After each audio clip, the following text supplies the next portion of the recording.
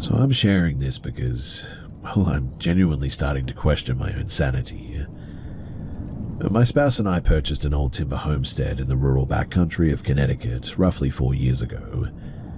It's one of those historical properties that has undergone just enough modernization to mask its age, but it still retains its original late 1800s framework. For the first few seasons, the place was pretty good too. There wasn't even a structural creak. But everything shifted about 8 months ago when we brought our newborn son home from the hospital. Now, I'm well aware that chronic sleep deprivation can cause your mind to play really severe tricks on you, but the occurrences inside this house have become far too consistent to be just dismissed as a lack of rest. It all began with vocal mimicry. So my partner spends a lot of time working out in the detached equipment shed, and he recently came into the kitchen looking incredibly agitated, asking why I had been shouting for assistance from the second floor landing. I had been downstairs with our child, though, the entire afternoon in absolute silence. Then, a couple of weeks later, I was in the midst of taking a shower when I distinctly heard him step into the bathroom space, stating, "Hey, I'm running down to the gas station," and click the door shut.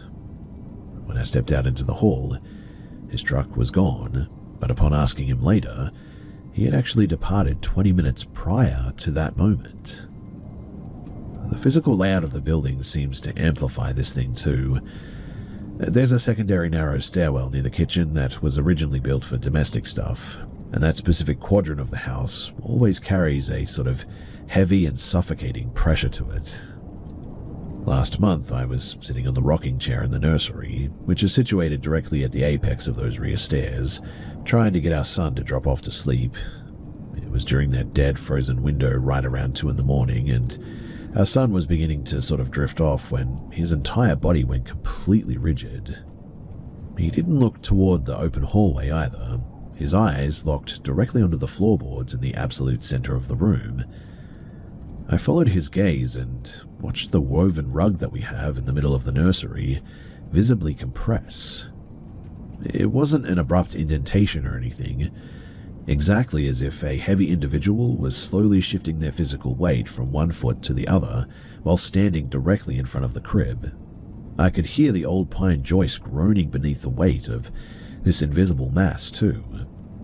I desperately tried to rationalize it as the framing settling due to the night drop in the temperature, but then our smart nursery monitor captured something that genuinely made me physically ill. It's a high-end unit equipped with automated motion tracking lenses, and while I was downstairs preparing a bottle, my phone buzzed with an alert, "Unusual activity detected in nursery." I opened the live feed. The motorized camera was slowly panning in a smooth arc. It wasn't centering on our son, though. It was systematically tracking something invisible that was walking in a flawless but deliberate circle around the exact perimeter of the crib. The terrifying part wasn't just the mechanical movement of the lens, though. It was the audio feed. The speaker picked up a wet and rapid clicking sound. It sounded just completely alien. The moment that the camera tracking path passed over the top of the crib, our son's fine hair visibly ruffled and shifted too, moved by, well, I don't know. The absolute peak of the activity, though, occurred 3 nights ago when I was standing at the kitchen counter and I heard my spouse's voice emanate from the other side of the basement door. It wasn't a loud shout. It was a sort of dry and raspy whisper pressed directly against the wooden grain, and it said, "Can you turn the handle from out there?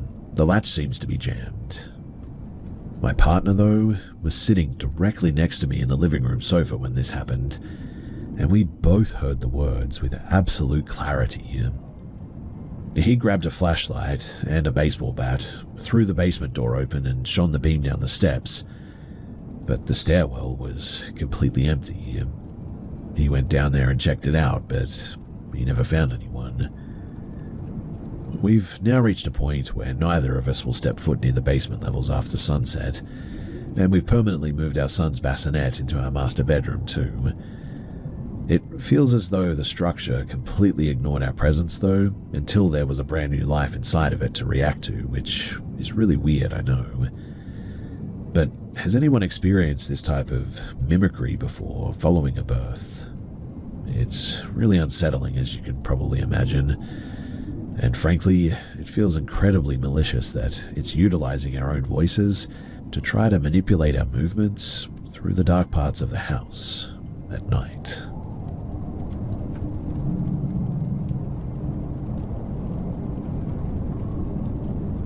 I've been living in university-affiliated student apartments in Sheffield for about 8 months now.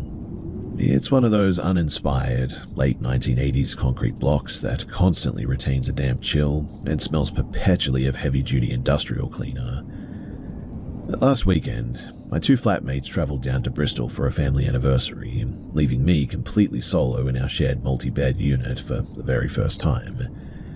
I'm generally not the type to get nervous in an empty space, but there's a specific, heavy kind of quiet that drops over those institutional corridors on a late weekend night that really unsettles me. Anyway, I turned in around midnight, switched off my desk lamp, and was beginning to lose consciousness when the noise began. It was a slow, deliberate, mechanical grinding, it sounded like. Actually, it sounded exactly like somebody scraping a rusted iron file across something metal. My muscles went completely rigid, and my mind shifted into that hypervigilant state where your own pulse starts echoing in your ears. The friction was originating from the center of the floorboards, right near our shared metal storage lockers. I sat upright, chest tightening, and fumbled on the nightstand for my mobile to switch on the camera flash.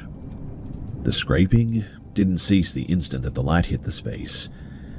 I swept the beam directly across the steel locker panels, and this grinding persisted for roughly 4 seconds, I would say, while I was staring right at the metal. Then, with a sharp click, it stopped entirely. Feeling a little bit foolish, I stepped out onto the cold floor and conducted a bit of a systematic sweep. I checked beneath the vacant bed frames, opened the lockers, and inspected the gap behind the radiator unit. But the space, it was completely bare.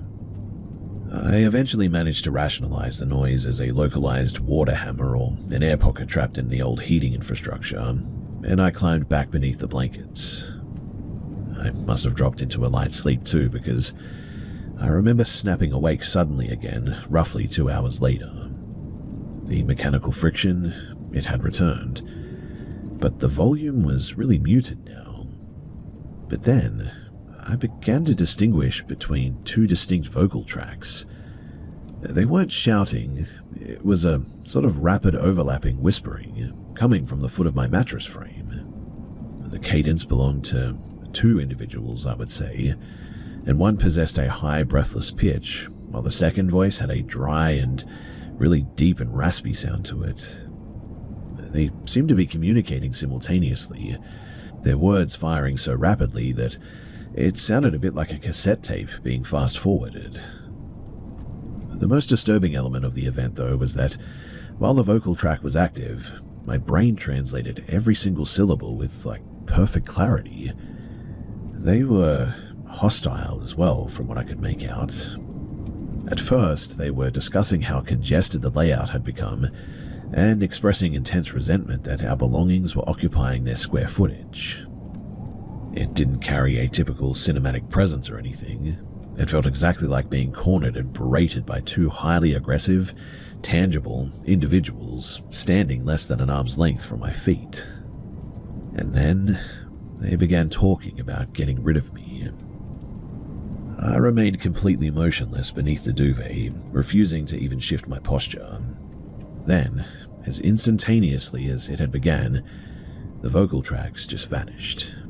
The ambient weight in the room immediately lifted, and it felt empty again. The next morning, I went to clear my breakfast dishes in the communal kitchenette at the end of the hall, and while cleaning the counter, I noticed a deep, fresh circular indentation in the heavy flooring right where the foot of my bed sat on the other side of the partition wall. Also, the backing material had been crushed down. In fact, it was so crushed that It split the synthetic surface, exposing the raw grey concrete subfloor beneath it. And I don't remember it being that way before then.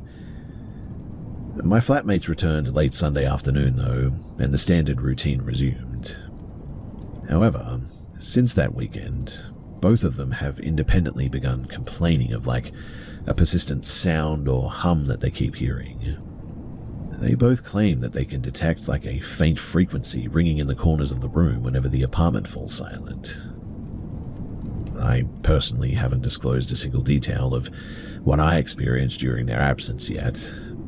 I'm simply keeping my head down and just counting the weeks until the term concludes so that I can sign a lease on some other place.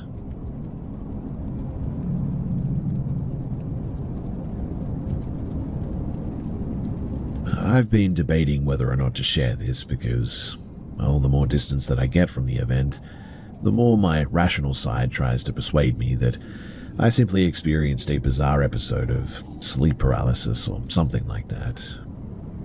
But I just cannot rationalize my dog's physical reaction, and that is the specific detail that keeps me from putting it out of my mind. So, this occurred roughly 3 months ago at my family's residence in a rugged, wooded sector of eastern Tennessee. It was a standard weekend and the house was completely silent. My stepfather was working a late shift at the regional shipping hub, and my younger brother had turned in early because he had an early morning cross-country meet.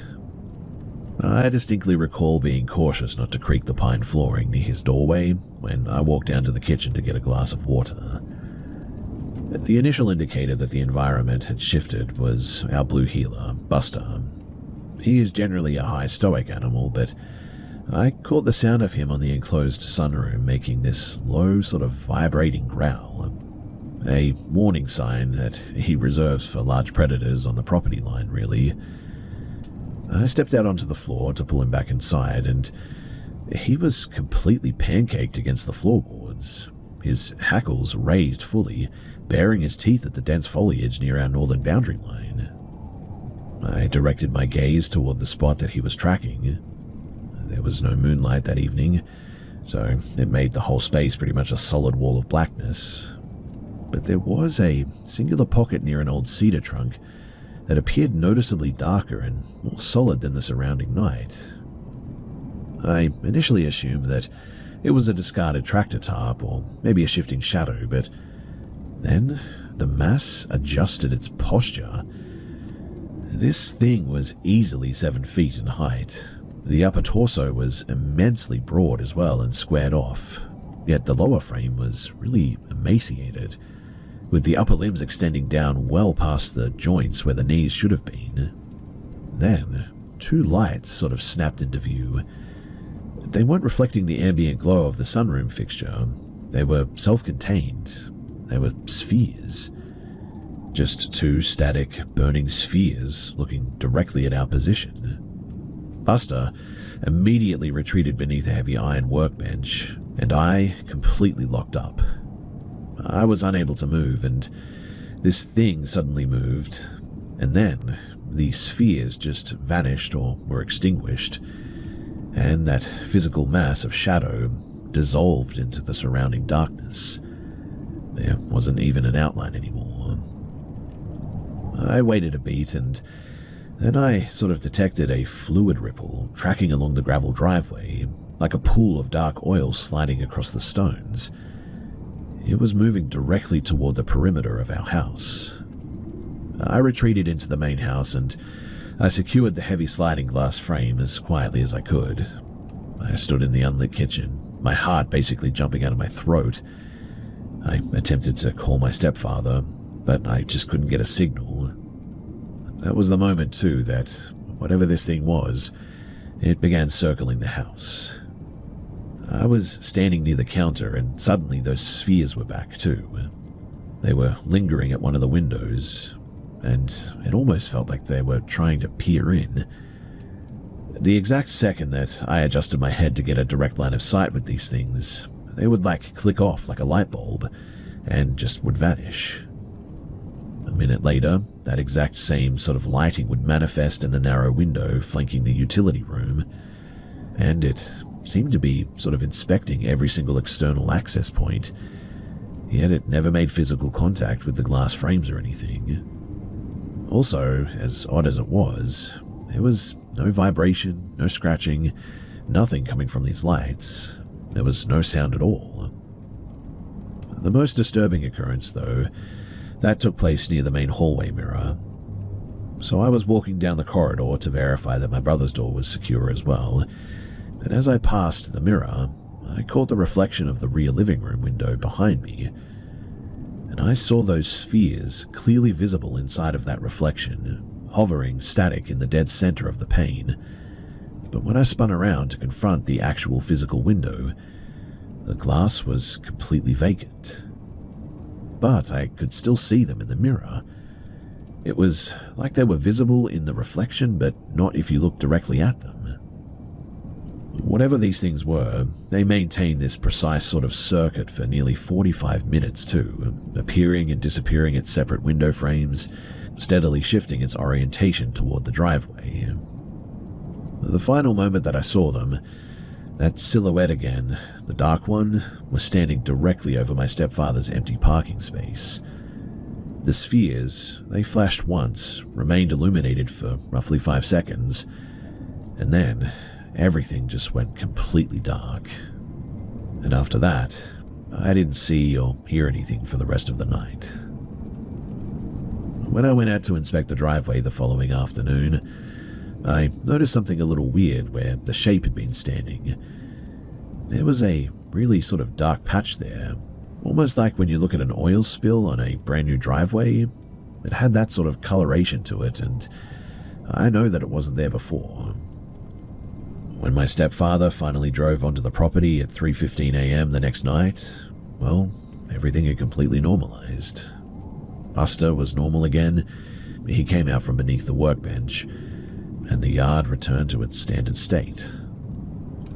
I felt completely absurd, attempting to explain the sequence of the events to him the following morning. And I'm completely aware that without some photos, or something at least, it simply sounds like an episode of just, well, sleep-induced tracking errors in the dark or something. But personally, I no longer think that this place is empty. I also cannot stop thinking about the fact that, whatever that thing was, it didn't walk like a human. It simply slid between the shadows and moved like it was levitating.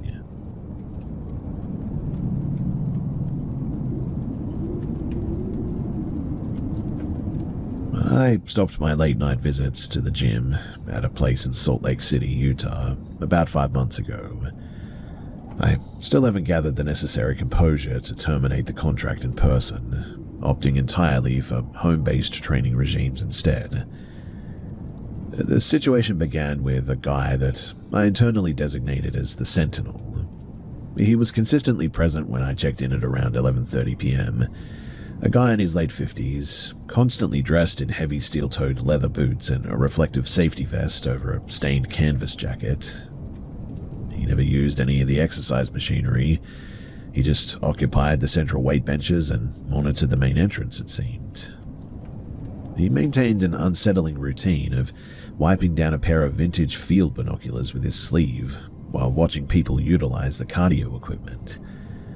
One evening, he blocked my path near the drinking station. Speaking in a dry, wheezing whisper, he asked if I could assist him in deciphering the small text on the reverse side of an electrolyte canister, claiming that he had left his glasses in his vehicle. As I bent over to read the label, his focus remained entirely off of the package. He leaned his torso forward, distinctively inhaled the scent of my neck, and then muttered, "You smell like blood." I immediately retreated, but before I could process the interaction, he produced an old analog instant print camera and took a shot of me directly in my face. He didn't request permission. He simply watched the physical print slowly colorize while maintaining a wide, rigid smile. I abandoned the remainder of my training routine at that point. I got my gear from the benches, and I left the changing rooms pretty much instantaneously. When I cleared the turnstile, though, he was positioned directly beside the glass exit doors, He remained completely mute, but he was holding the picture of me in front of me, almost tauntingly as I left. I broke into a fast walk toward my car at that point, which was about 2 blocks away due to some active and ongoing roadworks. But then I heard something. The distinct sounds of feet hitting the pavement from behind me. He wasn't sprinting, but he was definitely keeping pace with me. I quickly diverted into an old night diner just to establish a presence under active lighting and surveilling the area. I waited there for roughly 15 minutes too, purchased a drink, and then I eventually left full sprint across the remaining block to my car. At first, I assumed that this had worked as well, until I arrived at my house. I occupied a ground-level unit, and it had a sliding glass entrance that looked out toward the secondary access road. As I got inside and locked the door from behind me, I glanced through the glass, and that's when I caught the immediate reflection of that high-visibility safety vest. It was actually in the glare of the glass, but I know that I saw it. He was stationed, entirely motionless, on the walkway, and he seemed to be taking more photos. After taking those photos, though, he just stood up and he walked away. Every morning for the next week, I would always find something deposited on my exterior patio furniture. They weren't like standard tokens of harassment or anything. That would be too obvious. There were things like dried bugs or piles of leaves perfectly stacked. Things like this. There were dozens of them too, systematically put there in small squares. There was no accompanying messages or anything like that, just these things. I ultimately contacted the police, but because technically he had just been on the walkway and taking photos, there really wasn't much that they could do. They did say that they would increase some patrols around the area, but again, not much that they could do. Eventually, though, I packed my belongings and broke my lease to relocate to an apartment on the opposite side of the metro area, about 3 weeks later. But during my final morning there, clearing out of the old unit, I discovered one final thing beneath the rubber blades of my windscreen wipers. It was a single silicone earplug.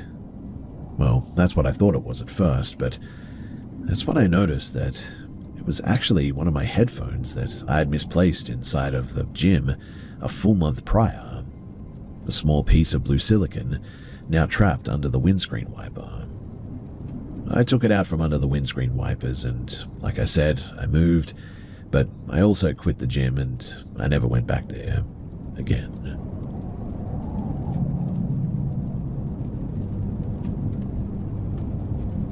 So I've logged thousands of miles on heavy long-haul transport routes between the interior plains and the southern coast.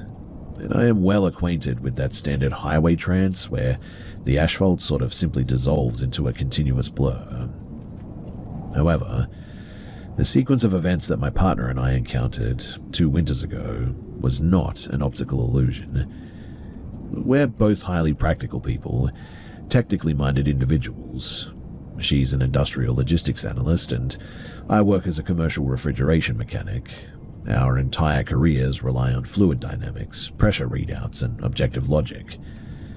We were transporting our equipment in a pretty heavy-duty vehicle, a vehicle that consumes diesel at a pretty predictable and aggressive rate. We were heading toward an overnight layover. Right around 9:30, the navigation system diverted us off of the highway onto a series of unsealed state roads that weren't merely remote, they felt completely prehistoric. We had been ascending a steep ridge and navigating winding, unpaved terrain for nearly 90 minutes, I would say, and yet the fuel gauge remained fixed precisely at 65%. It didn't fluctuate even a millimeter. Even the onboard computer's digital range remaining calculation stayed completely frozen. It was exactly as if the vehicle was tracking across a map grid, but it was like we weren't losing any fuel or anything. Then, the homesteads began exhibiting, well, bizarre behavior. We noticed that every property that we had passed was totally devoid of any light. No security lanterns, no internal lights, nothing but cold iron and timber. my partner remarked with dry irony. Watch the next one light up like a football stadium. And sure enough, we rounded a sharp curve and encountered a small cottage with every single external fixture, including 3 floodlights and an overhead workshop bar, blazing intensely into the dark. Which was really weird because it almost felt like the environment or something was actively processing our conversation in real time, instantly generating whatever concept we specified. The oncoming traffic, though, was the absolute weirdest. After driving for maybe 30 miles without encountering a single vehicle, we passed a cluster of 3 identical white sedans traveling in a really rigid and perfectly staggered convoy. It resembled almost like a stunt formation if you've ever seen one. And exactly 15 minutes later, we passed the identical 3 white sedans again, traveling in the exact same direction. They maintained the same distance apart, the same faded paint trim, and the same missing hubcaps on the rear wheels. There were absolutely no junctions, access tracks, or turnoffs where those vehicles could have looped back to pass us twice like that. It was like we were seeing things twice. The lack of life, though, was suffocating in this place too. I track game regularly, so my eyes are always scanning the shoulders for livestock or things of this nature. And for nearly 60 miles, there wasn't even as much as a single moth hitting the windscreen. No livestock, no chickens, no birds, nothing. The only thing out there that we encountered was a coyote standing motionless in a drainage ditch. Weirdly too, it didn't startle or flinch when our large engine rumbled past. It just stood there, rigid, staring straight ahead with tiny dull eyes that completely failed to reflect our high beams. And I know that this is going to sound a little bit weird, but it almost looked like a low-resolution physical model that just hadn't finished forming. That's really the best way that I can describe it.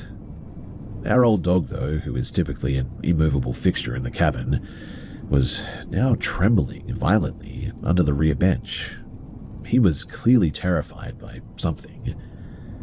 Then we had a vehicle behind us trail us for, maybe 30 or 40 miles. A set of headlights maybe 5 meters away from our rear tray, which was super dangerous too. My partner kept monitoring the side view mirrors, her face draining of color more and more, and she then informed me that the lights were not from a vehicle, but they were, morphing is what she said. 1 second they were wide, rectangular lenses of a vintage commercial flatbed, and the next they were like 2 rounded spheres moving exactly in the same way. The physical shapes would also flicker and alter their configuration at times. But the instant that our tires hit the off-ramp back onto the main highway, the entire environment just completely changed. The fuel needle literally plummeted instantly to just below a quarter of a tank. The digital clock on the dashboard skipped forward exactly 1 hour and 14 minutes, and my partner's phone lit up with urgent notifications. Apparently, her brother had attempted to contact her 5 times within that hour, stating that he had experienced a really weird and overwhelming panic that something was wrong. Thankfully, we got to our destination in one piece, but man, that was a really weird night. We completely avoid those back roads these days, and I don't care how many minutes I might save if I were to take it. It's just not worth it. I don't know how to explain what happened that night. I don't know where all that time went, but whatever the case was, I won't be going back there.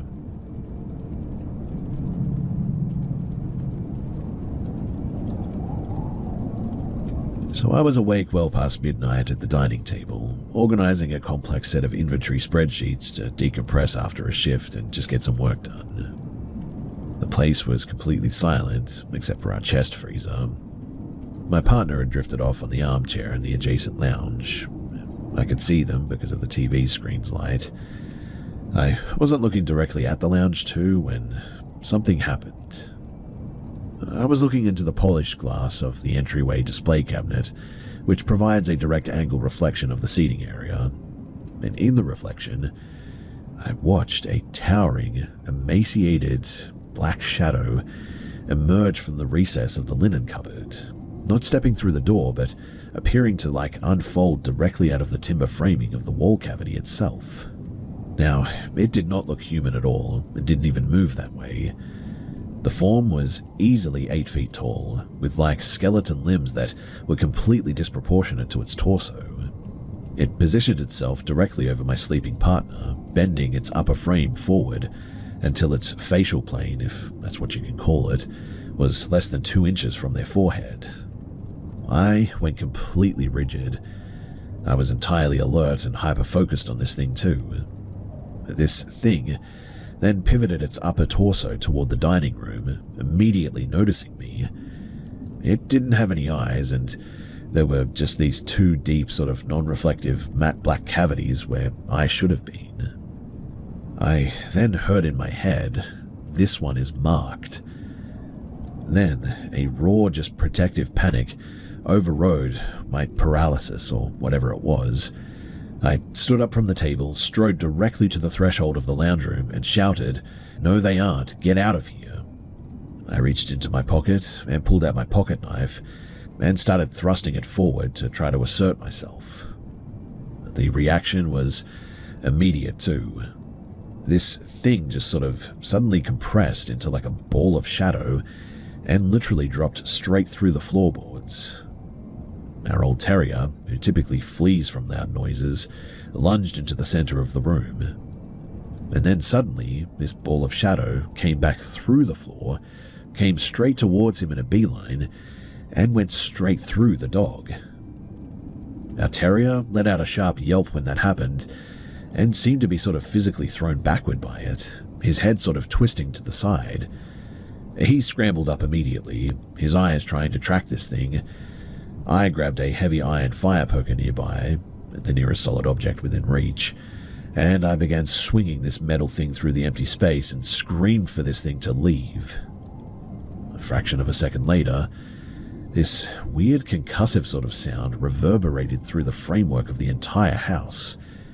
The heavy steel door of our upright pantry buckled inward a little bit, and the metal shelving brackets inside literally sheared off the walls, sending everything in it crashing down and just breaking everywhere. Both of our dogs were now tracking the ceiling as well, their heckles raised and growling the entire time.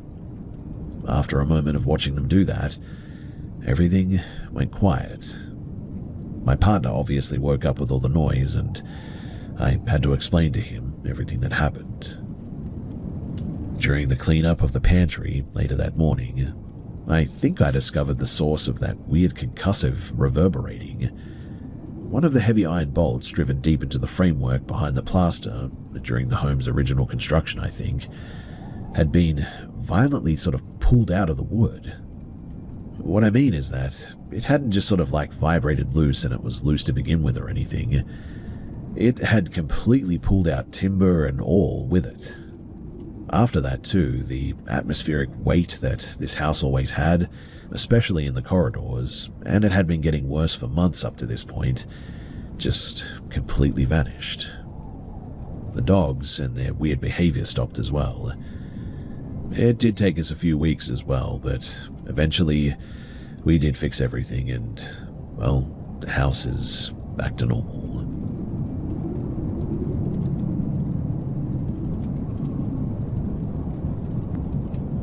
I've always joked that our dog Barnaby was kind of a total idiot.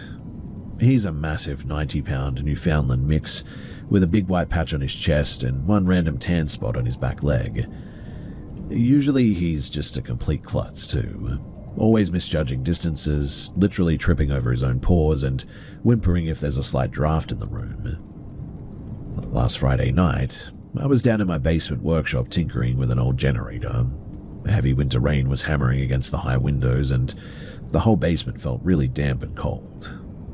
I adjusted my work light, and that's when I noticed Barnaby sitting perfectly upright on the top of a 6-foot-tall steel storage cage in the back corner. Now, Barnaby is terrified of that basement. He won't even look down the concrete stairs, let alone come down them. But there he was, perched completely still on a wire mesh roof that should have buckled under his weight, staring right down at my workbench. I wasn't just startled. I felt this deep physical wave of just pure revulsion. The hair on my arm stood dead straight, too. Hey boy, I muttered, my voice sounding thin and really echoing weirdly against the brick at this point. How did you get up there? He didn't whine. He didn't blink. He just tracked my hands while I worked. I reached out to grab a socket wrench at one point, and his whole head sort of swiveled to follow my hand with this terrifyingly smooth robotic precision. That's when I noticed that it didn't look like a dog watching something. It felt like something else. I reached into the bin where we keep the dried liver treats that he usually goes crazy for, and tossed a handful at the base of the cage. They scattered on the ground right below him, and he didn't even look down at the food. He just kept those wide, unblinking eyes locked dead on my face. I decided then that I was done for the night. I started cleaning the bench up, but the second that I stepped toward those stairs, this thing made a sound. Now, it wasn't a growl or a bark. It was a really weird metallic chattering is the best way that I can describe it. Like a electrical relay switch flipping over and over again. I completely freaked out upon hearing that. I didn't care how crazy I looked. I grabbed a heavy steel pry bar from the rack, held it up, and shouted at him to get down. Now, any normal dog would have bolted or cowered or something, but this thing just stood up slowly. It stretched its front legs out to climb down, and for a split second, its leg joints looked like they were bending completely backward. It dropped to the floor, making a dull, wet, and heavy thud against the concrete slab.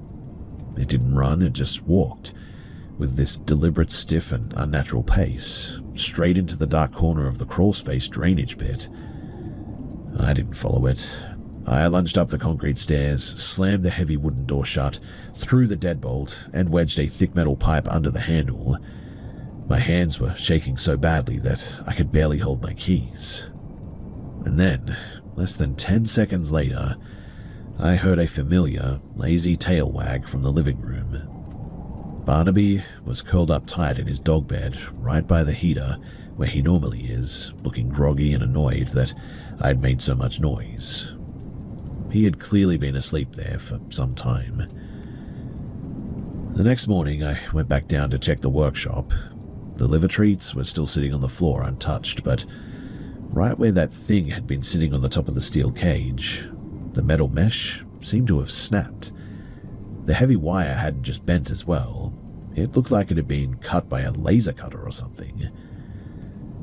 Well, I've been down there back in the workshop a few times, but never after 5 p.m. since then. I'm starting to think that whatever is down there, well, it can have that space at night, and I'll just keep that door locked, with that steel pipe reinforcing it, for good measure.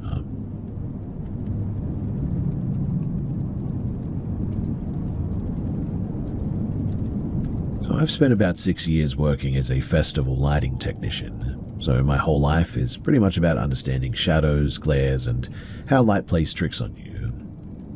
3 summers ago, my family stayed at this massive old heritage hotel up in the hills of Daylesford, Victoria. It was one of those giant, old-school guest houses from the late 1800s with huge timber verandas. I got up at around 4:30 to catch the sunrise for some reference photos that I needed for a staging project. The main lounge was completely dark and quiet, so I walked out onto the big timber deck overlooking the valley. The fog was brutal, that thick, wet mountain mist that just swallows up all sound. I was setting up my tripod when I noticed a guy standing by the railing about 20 meters away. He was wearing a heavy flannelette shirt with the sleeves rolled up, leaning way over the edge and staring down into the mist. I figured that he was just another early bird, so I ignored him until I looked through my digital viewfinder. My camera's autofocus completely lost its mind. The lens just kept hunting back and forth, zipping in and out because it couldn't lock onto him at all. It was almost like there was nothing solid there. I lowered the camera and just looked at him with my own eyes. And that's when I noticed that the guy was literally semi-transparent. I could distinctly see the wooden slats of the railing right through his forearms. He wasn't glowing or anything, but his body just sort of lacked any real density to it. Now, since I work with lights, my first instance was to look for a projector trick. I turned around to check the windows behind me, looking for a hidden lens or a laser hitting the fog. But when he moved, he didn't walk. He, skipped. 1 second he was leaning on the rail, and the next there was a flicker, and he was standing perfectly upright 5 feet to the left. Then he turned his head. He didn't have a face. It was just a smooth, blurry smudge where his features should have been. It looked a lot like a censored face that you see online from time to time. He started to lift his left arm, and the exact millisecond that he did, a sharp line of white light sliced right down through him, and then he was just gone. The mist didn't swirl, nothing had moved, just this light beam, and then he literally just blinked out of existence. While looking around the deck for a rational explanation, I noticed an old timber latch leading to a crawl space right below his spot, and it was slightly jarred open. I pried it up and shone my light down. Crouched in the dirt was a filthy, heavy-set guy in a zipped-up hoodie, holding a massive pair of rusted bolt cutters. He was staring straight up at me, completely frozen, surrounded by empty food tins and what looked like a map of the hotel grounds, with rooms and numbers and circles and stuff like that. I slammed the hatch down, locked it from the outside, and bolted. I went straight to the front desk and told them about the guy in the crawl space. I didn't mention the other guy that was like a ghost or whatever, but anyway, they eventually got this guy, well, the police did after they called them, and apparently he'd been living down there for quite some time by this point. I don't know the whole story, but I was sort of let in on a small detail that, well, apparently this guy was pretty bad news. I don't know exactly what that means, but the front desk and the police were both very thankful that I had spoken up and done something about it. Anyway, that is probably the strangest thing that I have ever encountered in my entire life, and honestly, I don't know what to make of it.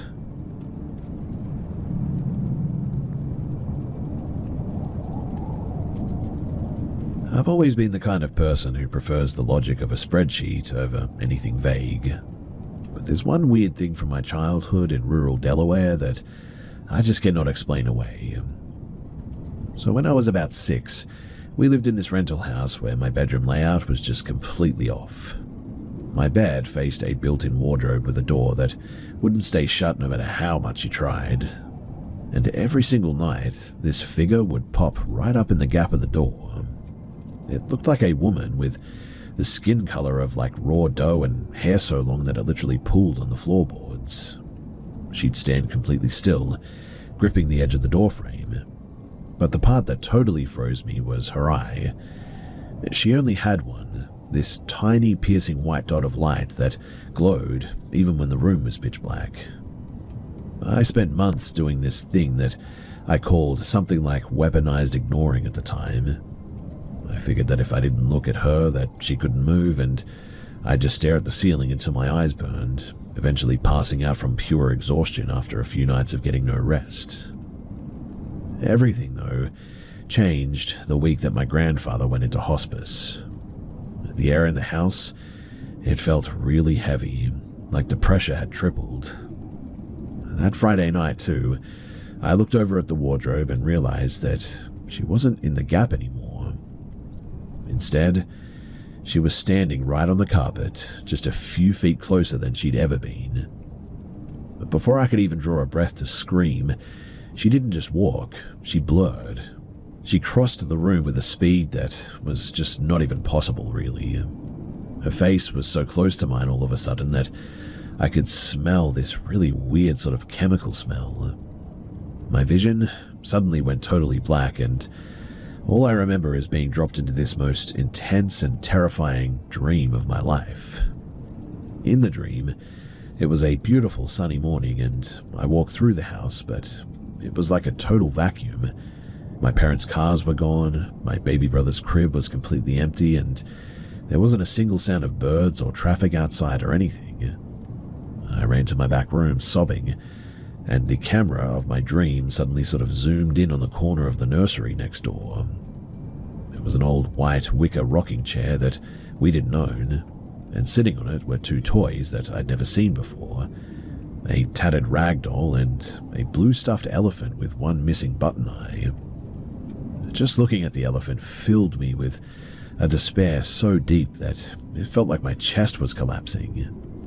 I woke up screaming, and from that night on, the woman in the wardrobe, well, I never saw her again. And, weirdly enough, the door now stayed perfectly shut. Well, fast forward 7 years and we had moved a few towns over. I was helping my mum clear out some old boxes left in the crawl space by the previous tenants when I reached into a canvas bag and I pulled out that exact blue stuffed elephant. Same missing eye and everything, same matted fur from my dream. I didn't even ask. I ran it straight to the big bin at the edge of the property and buried it under the trash. Even now in my 30s, I can't handle a room where a closet door is ajar. If I wake up and see a sliver of darkness in a doorway, I have a literal full-blown panic attack sometimes. When we cleared out the rest of that box later that afternoon, my dad found a heavy vintage steel sewing needle driven deep into the wood of the crate itself. It wasn't normal sewing gear too. The thick metal had been bent into like a sharp, jagged hook by hand, and the tip was caked in a dark, dried residue that, well, looked a lot like blood. I've looked into stress-induced night terrors before, but a brain trick doesn't explain the elephant. And that's the thing that has always stuck with me all these years, and why I cannot just dismiss it.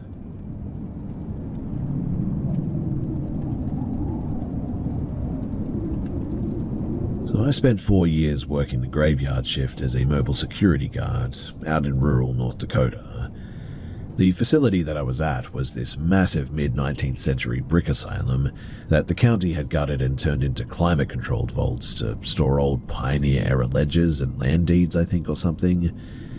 Anyway, it looked pretty cool during the day, but by 2 o'clock at night, those long hallways felt incredibly heavy and were dead quiet. Now, I'm a pretty practical, routine-driven guy. I usually spent my rounds listening to sports radio and checking the locks on the fire doors, but there was one specific window on the top floor of the West Wing that I hated looking at whenever I crossed the main courtyard.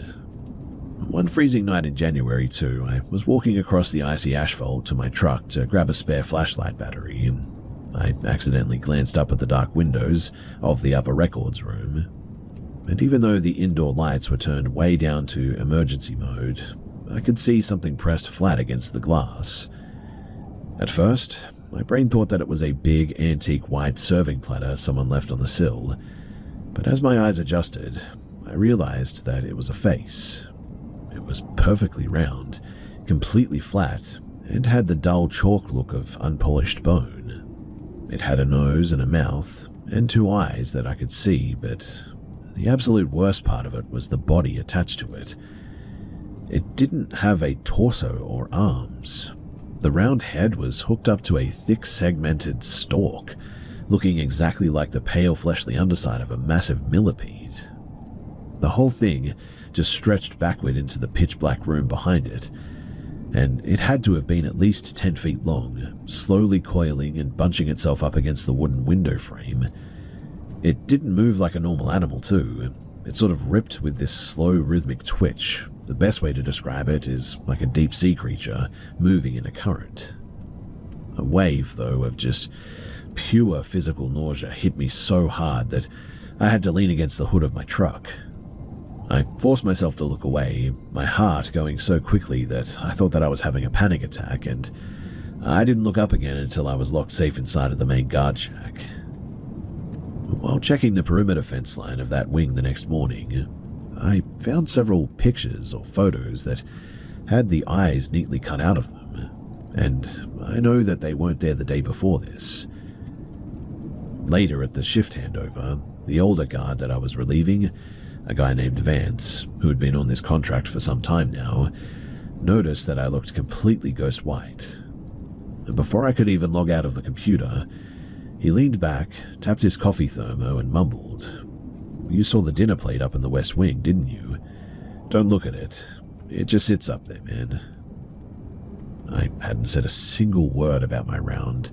I hadn't even hinted that I looked up at the top floor. But he knew exactly what it was. That flat circular face on that thick millipede body. He told me that the thing didn't have bones, apparently. It just sometimes is there when people walk past and they see it. Apparently it's never done anything to anyone, but it certainly freaks a lot of people out. Anyway, a week later, I had to do one final check of that room before quitting, and right along the inside wooden sill of that specific window, I noticed that the old trim there, well, something had been eating away at it. The bare wood was coated as well in this thick, sticky, slime that smelled incredibly strong, like a mix of ammonia and wet concrete almost. It was horrible and not normal, that much was clear. Anyway, I handed in my notice the next morning, and I still live in this area, and I still like old historical buildings, but I keep my eyes on the ground these days and try to stay away from places like that. And I know that people might have some questions about this thing, but really, I've given you everything and all the information that I have.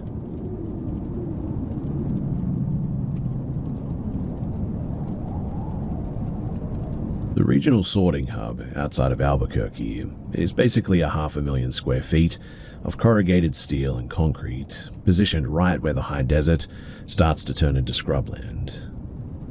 I took a job as a night shift logistics coordinator there last month to save up for some tuition. My post is the tower, a glass-walled observation pod that hangs over the main floor, giving me a bird's-eye view of the intake conveyors and the pallet stacking robots. It's usually a mindless grind, really. The automated systems hum at a constant dull frequency, and the only real excitement is when a scanner misreads a shipping label and kicks a package off of the line. So, at 3:15 a.m. last Tuesday, the facility-wide power grid dipped. It didn't black out entirely. The entire light array just sort of shifted from standard white to a deep monochromatic amber. The heavy automated conveyor line, which usually moves at a steady, synchronized pace, came to a dead stop. I checked my monitors. Every sensor on the floor was reporting null, which should be impossible, unless the entire back-end server had been wiped. I grabbed my radio, called out to the 2-floor technicians, and got nothing but dead air. No static, just a flat, pressurized silence. I walked down the metal stairs from the towers to the main floor. The temperature had plummeted at this point, turning the air so thin and frigid that it felt like breathing through a wet woolen mask. The vast warehouse, usually filled with mechanical clatter of shipping, was now utterly, violently silent. When I reached the main intake zone, I saw the technicians standing perfectly still in the center of the loading bay. They were facing the wall, their hands flat against the corrugated metal, their fingers spread wide. The palms of their hands were pressed so hard against the steel that the metal was bowing inward around their knuckles. I called their names, but they didn't flinch. I walked up behind the tech guy, Gary, and tapped his shoulder. But he felt like he was carved out of wood, rigid and completely unresponsive. As I stepped around to see his face, I realized why he wasn't moving.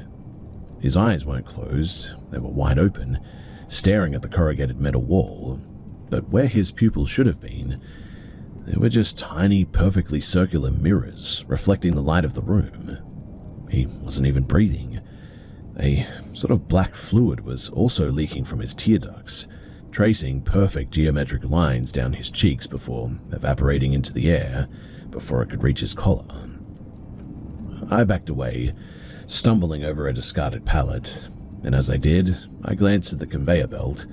The heavy plastic-wrapped pallets of merchandise were just sitting there, and that's when I noticed that they were slowly sinking into the solid steel floor plates, as if the concrete had turned to liquid mercury. I could see the cardboard boxes warping as they pulled downward, the pressure crushing them into thin flat sheets as if they absorbed into the floor. I didn't try to pull them away. I didn't try to wake them up either. I just turned and sprinted for the emergency exit on the north side. The heavy steel door was still locked from the outside, which was actually a violation of every safety code that we had, but I didn't reach for my keys. I just shoved my shoulder into the frame and the metal gave way like warm wax, tearing off the hinges without a sound. I ran to my truck, scrambled to get the engine turning, and didn't look back at the warehouse until I was 5 miles down the highway. My hands were shaking so hard that I could barely grip the steering wheel. When I finally stopped at a 24-hour station in Santa Fe to get a coffee, I checked my work phone. The app for the security camera was still live. I clicked on the feed for the loading bay and the cameras were working. But the footage was inverted. The floor was now the ceiling and the 2 technicians were standing on the surface of the warehouse roof, staring down at the empty concrete floor. Their bodies were twisted at weird angles, limbs overlapping in impossible loops, their spines bent into like concave arcs. I knew at the time that was probably because there was something wrong with the cameras, but still, really there shouldn't be anything wrong with them, and so I don't know what to make of that. Anyway, eventually I went back, and when I got there, it was as if nothing had happened.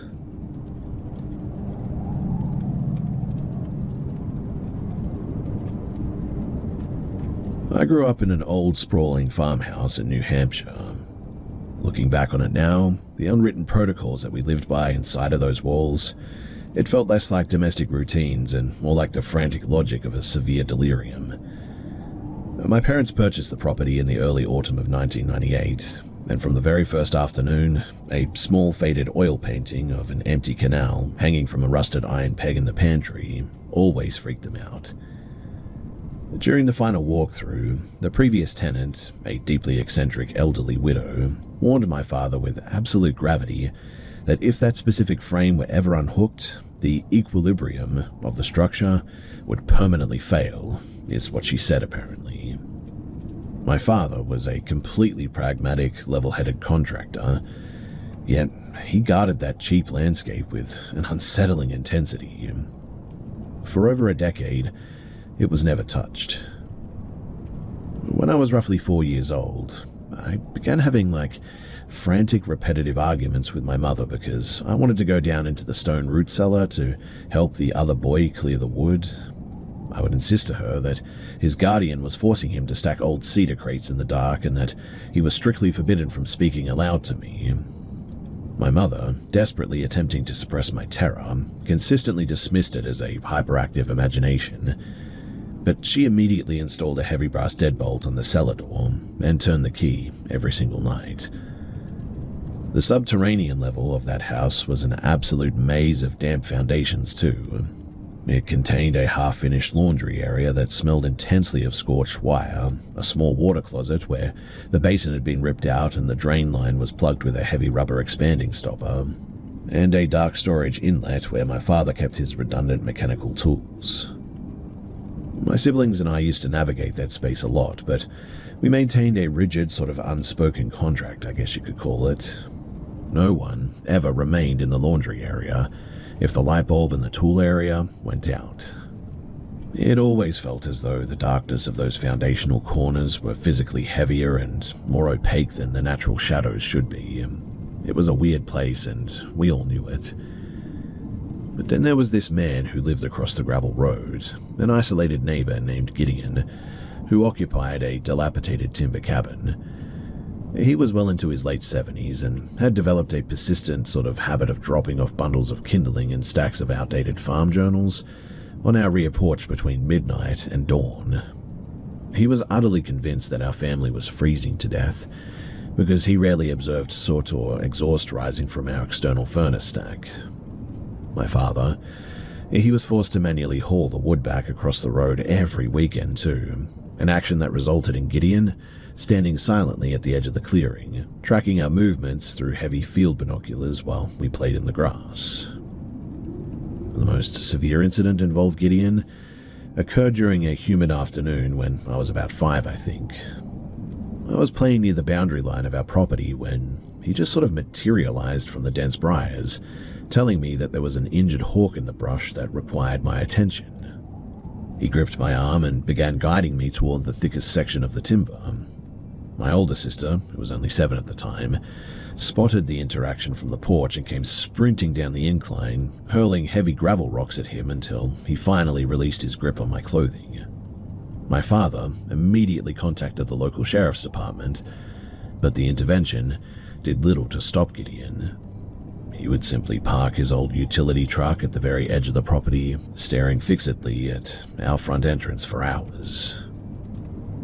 Gideon, he passed away due to a sudden heart attack, and when the liquidators finally gained entry into his cabin, they discovered that he had completely sealed every window from the interior using thick plywood sheets. And he had meticulously reconstructed our entire household floor plan across his main living room wall using red pushpins and industrial twine. Following his death, the farmhouse became active in a way that felt as though the space itself was trying to break a sudden silence. We would return home from school to discover the heavy rear sliding door thrown completely open and the kitchen microwave running on high, the internal glass platter spinning completely empty with the digital counter set to 9999. Absolutely nothing was ever stolen or displaced or anything, but the kitchen, it felt weird. When my parents eventually separated years later, and the rooms were stripped half bare, the occurrences turned distinctly aggressive. My older sister, she was managing a load of linens late one evening and left a completely full, factory-sealed container of industrial liquid starch resting on top of the washing machine.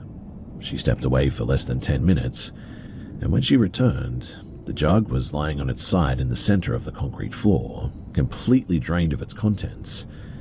The plastic safety seal had been cleanly sliced away with a blade almost, and was resting on the lint trap, while the screw cap had been placed with precision over the exact center of the floor drain.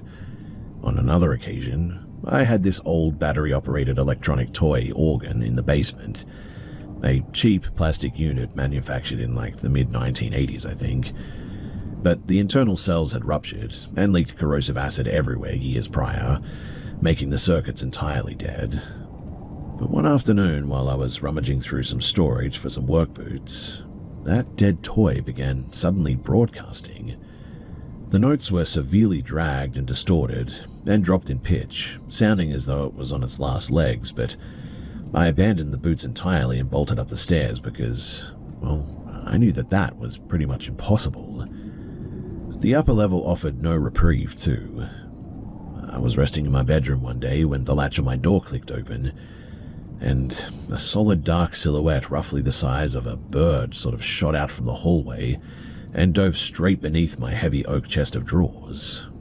Convinced at the moment that a bat had somehow entered the house, I shoved the heavy furniture away from the wall, but there was absolutely nothing behind it, except for some dust.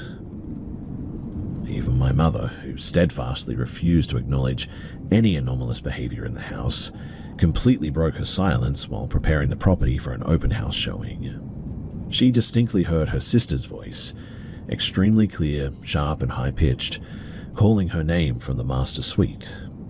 She entered the room under the impression that my aunt had arrived early to assist with staging, but the room was empty. When she called my aunt, she discovered that she was still driving the interstate over 60 miles away. The definitive break, though, occurred while I was taking a shower. So the stall was enclosed by this thick, frosted glass paneling, and I heard a sharp, distinct knock against the frame. My sister's voice clearly stated that she needed to get the medical kit from the wall cabinet. Through the glass, I watched the dense silhouette of a person press flat against the pane, looming there in total stillness. The figure remained completely motionless for 5 minutes at least, without shifting its weight even a single inch. When I finally gathered the nerve to slide the glass panel aside, the bathroom was completely empty, and the heavy privacy bolt in the main door, well, it was still firmly engaged from the inside, which meant that there was no way that anybody could have made it in. Now, we had many other things happen too, like knives appearing randomly underneath people's pillows, which we swore that none of us ever put there. On one occasion, the house almost burnt down because the stove was on that, again, we all swore that we hadn't turned it on. We officially transferred the deeds to the property the following week after that shower incident, though. I occasionally locate the farmhouse on Google Maps from time to time, and I find myself wondering if that old faded painting of the canal is still hanging on its peg in the pantry, or if the subsequent residents were pragmatic enough to take it down. Considering the property has been relisted on the rental market 3 separate times over the last 4 months, I am highly inclined to believe that, well, they must have moved it.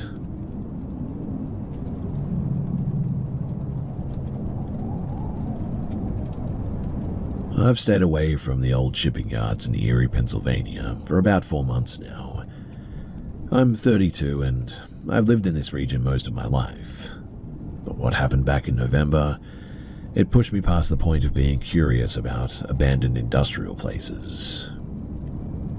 So there's an old, decommissioned ore dock near the lakefront rail terminal that has been completely gated off since the late 1970s. It sits right on the border of a massive unmaintained lot filled with rusted iron crate parts and industrial scrap. Usually, a few of us would get together on Saturday nights to just sort of hang out and talk near the access gates. But we got bored one day and decided to play a game of hide and seek across the debris field. It was probably about 10:30 in the evening. The moon was visible, but the shadows between the massive iron structures were thick enough that you couldn't even really see your own feet. My cousin, Marcus, was searching, and he's the kind of guy who notices the slightest bit of movement from a distance. So I decided to play it smart. I was wearing a dark canvas jacket and heavy work trousers at the time, so I crawled over to the foundation of the main loading house. I then pressed myself flat against the stone wall, right behind a stack of discarded rubber conveyor belts, and I tried not to move. I was sitting there for maybe 10 minutes, I would say, just listening to Marcus moving around about 60 yards away, when I felt a sudden sort of drop in the temperature right against the back of my neck. I looked over my shoulder a couple of times because it was so weird, but it was just the same dark stone and the empty shadows. When Marcus started heading toward the far side of the enclosure, I saw my chance to bolt for the designated safe zone and win the round. So I stood up to run, but for some reason I did one last look back at the precise spot where I'd been crouching, and I swear to you that something was standing exactly where I had just been. Whatever it wasn't a human. It was this pale, spindly shape, easily 7 feet tall, but it was hunched over aggressively as if its torso was too long for its legs. It didn't seem to have a face in the normal sense. It sort of looked like a smooth porcelain mask with a horizontal slit where the mouth should have been. And then there were these 2 milky reflective orbs set deep into that opening. It was just staring fixedly at the exact spot where my head had been seconds before as well. I didn't even yell. I sort of tripped backward over the conveyor belts and scrambled away. Marcus, he heard the impact and came jogging over, probably ready to laugh about me being clumsy, but he stopped about 15 feet away from me. He wasn't looking at this entity behind me. He was staring at the thick tree line near the marshy edge of the property. I scrambled to my feet and asked him what he was looking at, and his voice was completely flat, devoid of any inflection. He just pointed a finger and said, "What is that thing's neck doing?" I looked over, and behind one of the thick willow trees at the edge of the lot, there was a second silhouette. This one was entirely pitch black though, but it possessed that same sort of distorted, elongated proportions.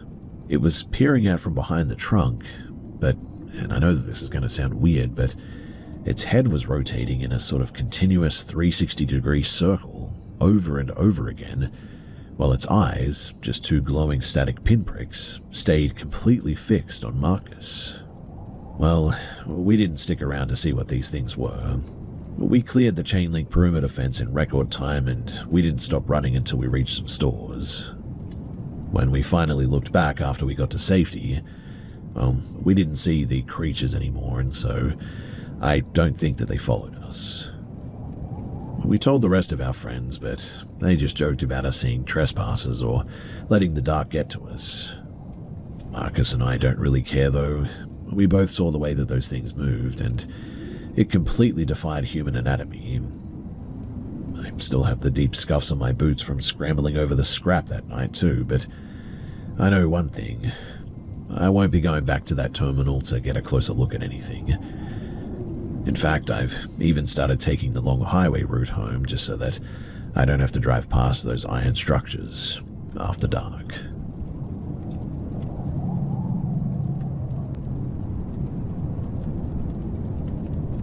This happened when I was about 27 years old. So my spouse and I had traveled to Boston, Massachusetts for an anniversary trip and had rented a historic suite inside of a converted 18th century brick brownstone right in the North End. The place, it had incredible character. Massively exposed timber beams, uneven pine floors, and that dense, heavy quiet that you only really find in the oldest parts of New England. Our reservation was for Suite 3, located on the second floor of the building. The first few days of the trip were perfectly routine, too. We spent our time exploring the old burial grounds, walking the Freedom Trail, and eating at some local places. We finally made it back to the building at around 10:30 on a Tuesday, completely drained from walking the brick hills. Now, I distinctly remember securing the heavy iron deadbolt, locking the security latch on the frame, and also checking that the sash window was firmly latched down. Now, I'm an incredibly dense sleeper once I drop off, but my partner is a hyper-vigilant sleeper who wakes up if a floorboard creaks anywhere in the hall. We were both asleep by midnight, but at exactly 2:40 in the morning, I snapped into full consciousness for some reason. I wasn't lying down under the covers. I was standing perfectly upright, balanced on both feet, in the center of a room that I'd never seen before in my life. My immediate thought was that I was experiencing a severe, sudden sort of neurological breakdown, or that we had somehow been targeted in a home invasion. I felt completely detached from my own skin, as if I were sitting in the back of a dark auditorium watching my physical body operate from a distance. I forced myself to stay calm, though, and systematically inspected the environment to find a way out. The room was an expansive, barren rectangle, though. Our rented suite was fully furnished, with contemporary rugs and couches, but this place was entirely gutted. The floor consisted of raw, unfinished dark timber planks. Where our high-plastered ceiling should have been, there were low, sagging brick arches that felt like they were physically pressing down toward my head. I looked toward the wall where our kitchenette was supposed to be, but it was entirely absent now. Instead, a narrow, unlit hallway led into a small, secondary place that looked like an old storage larder. I walked toward a small, heavily grimed window pane at the far side of the space. As I moved, I realized my motor control was completely compromised. It felt exactly like a severe communication delay. I would mentally command my neck to turn, and my anatomy would execute the movement, but it was always a fraction of a second later. I looked through the dirty glass and could see the distinct silhouette of the Old North Church spire. I recognized the metropolitan skyline immediately, but the altitude was completely incorrect. I was looking down at the surrounding roofs of a height far greater than the second floor. I turned back toward the center of the bare floor and noticed a set of double wooden doors. In my state of total foggy disorientation, I managed to convince myself that my partner was right on the other side of the wood, and that opening them would place me back inside the suite. I pushed the panels forward, and the hinges operated in absolute silence. It was a small, windowless bedroom chamber. A single rusted iron cot was shoved against the far brickwork, and resting on top of it was a man. Heavily built, completely bald, easily in his late 60s. He was laying flat on his back on the top of the bare mattress, fully clothed in dark trousers and a stained grey undershirt. He looked as though he had simply dropped backward into a deep sleep as well, and before I could take a step backward to retreat, his entire torso flexed upward at a sharp 90-degree angle. He didn't lift his hands or use his arms to leverage his weight. It was a single smooth mechanical pivot. He sat perfectly upright too, staring blindly into the darkness with completely vacant and expressionless eyes. I immediately began to stammer, terrified that he was about to lunge at me. I started to apologize frantically, telling him that I was completely lost and that I was trying to locate Suite 3. The man didn't exhibit a single trace of anger or surprise, though. He simply stared directly through my chest and spoke in a voice that sounded like heavy stones grinding together in a mixer. "This is Suite 8, he said. That was the entirety of the interaction. He didn't ask how I bypassed the perimeter, and he made no move to alert anyone. The instant that the last syllable left his mouth, though, I felt a violent physical shove against my shoulder blades from behind, despite the fact that the space behind me was completely empty. The very next second, I was standing on the exterior side of a heavy closed door, out in the building's main central stone stairwell. There was no audio of a bolt sliding or footsteps moving away on the other side of the wood, just dead, stagnant quiet.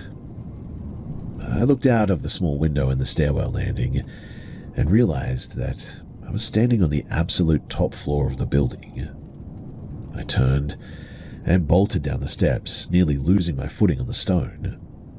I reached the door of Suite 3 and physically traced the brass number on the wood with my hand to ensure that my senses weren't actually failing me. And that's when I began hammering on the door with my fists, yelling for my partner to unlock it. When the lock finally turned and I was let inside, my partner was visibly shaking, holding a heavy iron fireplace shovel. They explained that they had awoken suddenly to find my side of the bed completely empty, while the main entrance door remained fully deadbolted, and the security latch was still fixed in place too. They were entirely convinced that someone had somehow entered the room and extracted me through that window, even though our suite was stories above the pavement. As I sat down on the mattress, I realized that my entire body was completely drenched.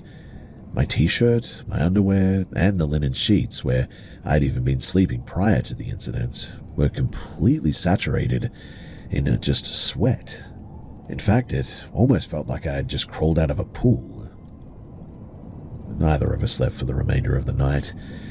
I spent the hours until dawn quietly reciting every old prayer that I could remember from my youth, just trying to keep the bedroom walls from feeling like they were actively closing in on us.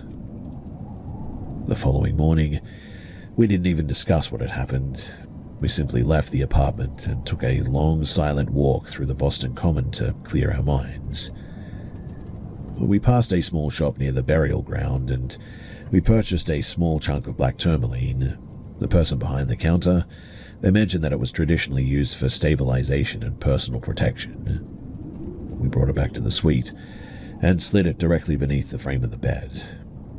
We also began leaving small tokens on the brick mantelpiece, a small pour of bourbon and some local pastries. It felt completely irrational, but we desperately wanted whatever force was present in that building to recognize that we meant no disrespect to the space. We were desperate. Surprisingly enough, though, the adjustment actually seemed to alter the environment a bit. The distinct atmosphere in the suite shifted from a feeling of active hostility to something more akin to just quiet observation, I guess. On our final morning at the property, I was walking across the floor to grab a mug from the cupboard, and as I passed the low kitchen cabinetry, I felt a distinct soft impact against my shin. I looked down and saw that the drawer containing the silverware had slid smoothly open, just far enough to gently catch my leg as I stepped past it. Nobody else was within arm's reach of the counter. It wasn't a violent or aggressive movement, but it felt like a deliberate nudge for sure. I actually spoke out aloud to the empty room, feeling completely crazy, but saying thanks, and for the first time in like 3 days, the temperatures in the kitchen didn't feel freezing all of a sudden. Now, before we officially checked out and departed, my curiosity completely overrode my caution at one point, so I walked back up the central stairwell to the top floor to locate Suite 8. When I found the entrance, the door frame was completely sealed off with thick construction plastic and bore a prominent federal asbestos warning sign. I managed to peer through a small clearance gap in the plastic sheeting, and the interior was a total structural gut job.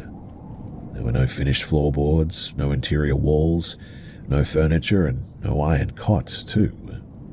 It was nothing but bare historic brickwork and mounds of old plaster debris.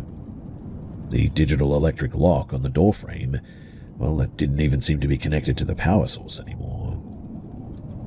I still have absolutely no rational explanation for how my physical body ended up inside of a secured, unpowered construction zone 2 full stories above our room, while our entire suite door remained deadbolted and latched from the inside.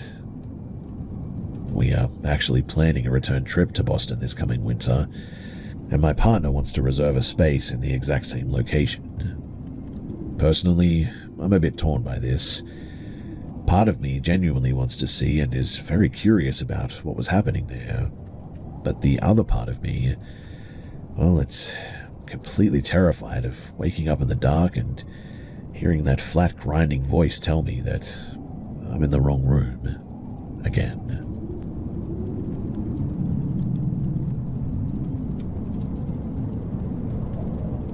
So I just finished helping my parents vacate their property in Grant County, New Mexico, and we finally had an open discussion about why they were so eager to sell the home that they purchased just a mere 4 years prior. So I resided there for about 12 months after completing my degree, and I originally assumed the structure simply suffered from, unusual sounds. But the details that they finally disclosed are far more perplexing. So the residence is a contemporary sort of high-desert industrial design, featuring floor-to-ceiling glass paneling, polished concrete flooring, and an expensive open-concept central layout. I occupied the guest suite while I was there, which was an isolated structure connected to the main house by an enclosed breezeway.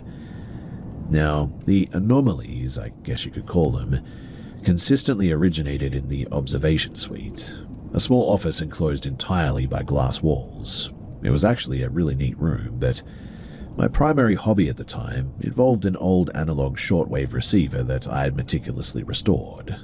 It featured heavy brass turning dials and a backlit amber frequency display as well. I frequently stayed up past midnight attempting to intercept long-range signals from Central America. And one evening at around 1:30 in the morning, the ambient atmosphere in the office became unnaturally weird. It's a bit difficult to describe, but it was like the sensation where the desert breeze sort of completely dies off, leaving the air feeling sort of stagnant and weird. I was seated at the workstations when the primary turning dial began to rotate rapidly. It wasn't slipping or shifting. The heavy brass wheel was being actively turned by a force with significant mechanical torque to it. I yanked my hands away and watched the entire radio unit begin to violently vibrate against the wood desk. Then there was this weird sort of visual distortion. It was in the reflection of the glass window pane directly in front of me. It wasn't like a silhouette or anything, but it almost resembled like a vertical column, roughly 6 feet in height maybe, positioned dead center in the room, directly behind my chair. It didn't have any discernible features, but it was just sort of there. Suddenly, though, the radio's internal speaker emitted a sharp burst of white noise, followed by an exact real-time vocal replication of my own voice. It wasn't a delayed playback, too. It was a perfect audio mimicry of me asking, "Who's in there?" despite the fact that I had remained completely silent. It seemed to be sort of relaying my thoughts. Then, this column surged directly toward my position. Thankfully, it didn't make any physical contact with my body, but it impacted the workstation with just this huge force, and the shortwave radio was instantly compacted. And what I mean by that is that the heavy steel housing wasn't just merely dented, it was flattened completely, as if it had been just subjected to a hydraulic press. I bolted for the exit, as you can probably imagine, and the moment that I hit the enclosed breezeway, I heard my mother's voice emanate from the office behind me, completely distinct, saying, "Turn off the lights, dear." My mother, though, was sound asleep in her bedroom, and I know that for a fact. When I finally pressed my parents for details during the move, they admitted that the land had apparently suffered from a severe structural resonance issue, is what they said. There was the auditory force, which is what I had encountered, I think, but there was also this visual manifestation that they talked about. My father observed it on multiple occasions, apparently. A figure in a faded dust-covered dress would stride across the concrete patio and then simply just sort of vanish through the floor. As it turns out, the home, it was constructed directly over an abandoned subterranean mine shaft from the early 1910s. The topography as well had a documented history of severe geological failure, massive sinkholes that would open down in the old shafts without warning.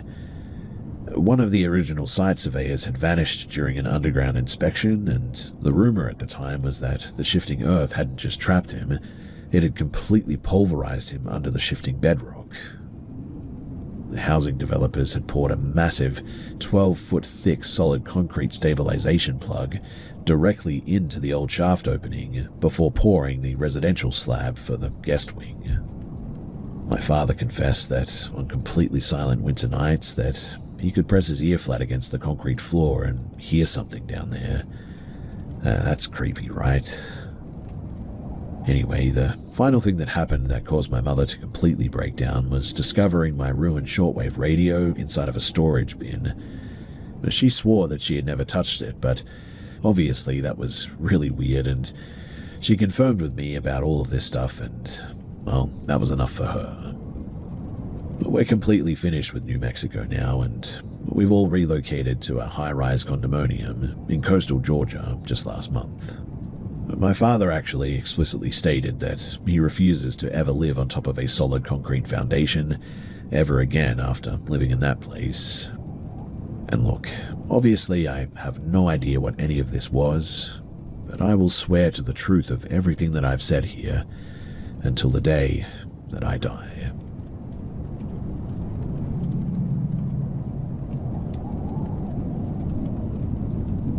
So I finally convinced my older sister to sit down and talk about the foundry house that we lived in back in the late 1990s.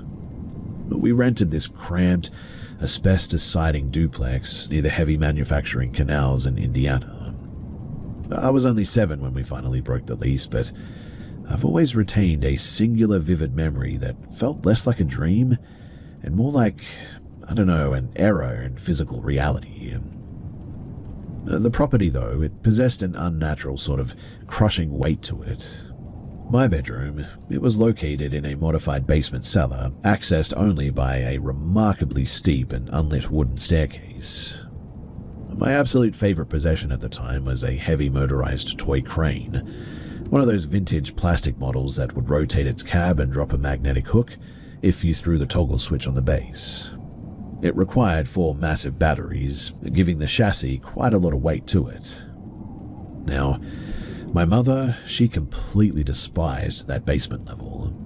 She admitted to me recently that every single time that she descended those stairs to bring down laundry, she would experience just a suffocating physical pull right in the center of her chest, and had a real hard time breathing down there. My father, an uncompromising rationalist, simply insisted that the neighborhood was constructed directly over old industrial marshland, and that methane pockets are shifting subsoil, and that it was throwing off the building's internal air pressure or something like that. Anyway, the night the incident occurred, it was really cold. The wind was howling across the shipping canals, causing the old basement hopper windows to violently rattle with their rusted steel frames. I was sitting cross-legged on the concrete floor watching the crane arms swing when the batteries, which had been installed fresh that afternoon, instantly just lost all their voltage. The room also suddenly fell into an immediate silence. And that's when I saw something. It was a cluster or a formation of geometric shadows that resembled shards of vibrating black glass, hovering in the upper corner where the concrete foundation met the floor joists. It was sort of just hovering there, really, and it sounded like a malfunctioning electrical transformer, maybe. Suddenly, my heavy toy crane was violently jerked backward across the room. It didn't roll on its plastic wheels or anything. It moved as if it was attracted by a massive electromagnetic hoist, snapping into the air and literally hovering 3 feet above the floorboards. I watched it hover there in absolute paralysis, not knowing what to do or say. And then, and I will never forget this, the toy began to play like a loop of a woman frantically weeping, though the audio was heavily slowed and sort of degraded, sounding almost like a warped vinyl record, turning at a fraction of its intended speed. It was horrifying, though, and I began to scream at the top of my lungs. At the exact millisecond that my father slammed his boots onto the bottom step of the staircase, though, this geometric shadow up in the corner just vanished. The toy instantaneously dropped, and a cloud of black industrial soot collapsed out of the corner, coating my bedsheets and the surrounding floor in this grimy layer that smelled instantly of burnt sulfur and like hot iron or something. My dad, he came downstairs, and I was absolutely hysterical, and I refused to stay down there after that, moved all of my stuff out of that room, and I slept upstairs in a different room for years. When my parents finally disclosed the full history of the property years later as well, they admitted that the home suffered from something. But the particular detail that really unsettled me was that my mother told me that when she picked up the toy crane to discard it, she extracted the batteries and they hadn't just sort of discharged. The 4 independent batteries had been completely fused together into a singular twisted lump of metal. Also, she said, and I really don't even know how this is possible, but the stamped factory lettering on the sides of the casings had been completely inverted into a perfect mirror image. We eventually moved out of that place, thankfully, several years later, but when we did move, we were all just so relieved to get out of that place.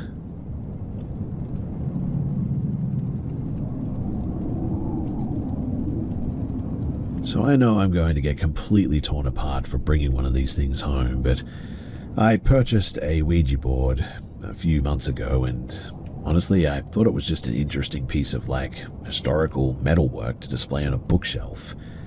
It's actually made of metal and not just cardboard or wood.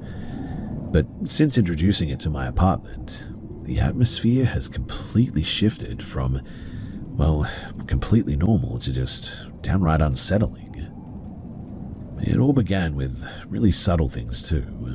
Like the digital thermostat in my hallway, I noticed one day that it was cycling rapidly through extreme temperature settings in a really weird sequence.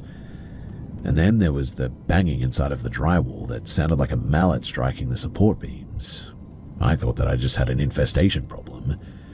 Driven by frustrated curiosity, though, I decided to try the Ouija board a few nights ago.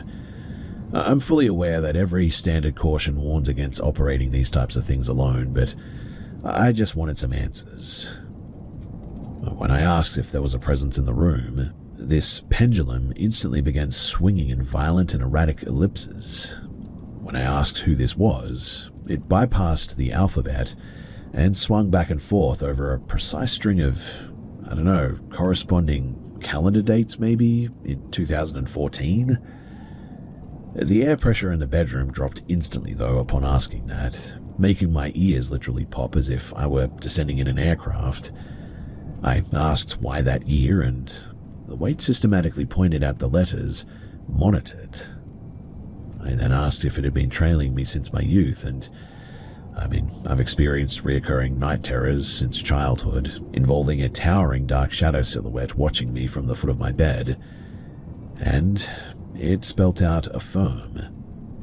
To test it, I posed a question that absolutely nobody else could answer. I asked for the exact name of the emergency dispatcher that I spoke with during a severe house fire that I survived 12 years ago. And I could hardly believe it, but it precisely spelt out the highly uncommon surname. Now, there's just no way that my subconscious mind could have guided my hand to that combination. I mean, I was just not moving this thing. The interaction turned incredibly hostile, though, when I brought up a severe personal crisis from my mid-20s. A freezer winter evening when I found myself standing on the ledge of an abandoned quarry. I've always recalled that specific night as a state of just complete disassociation,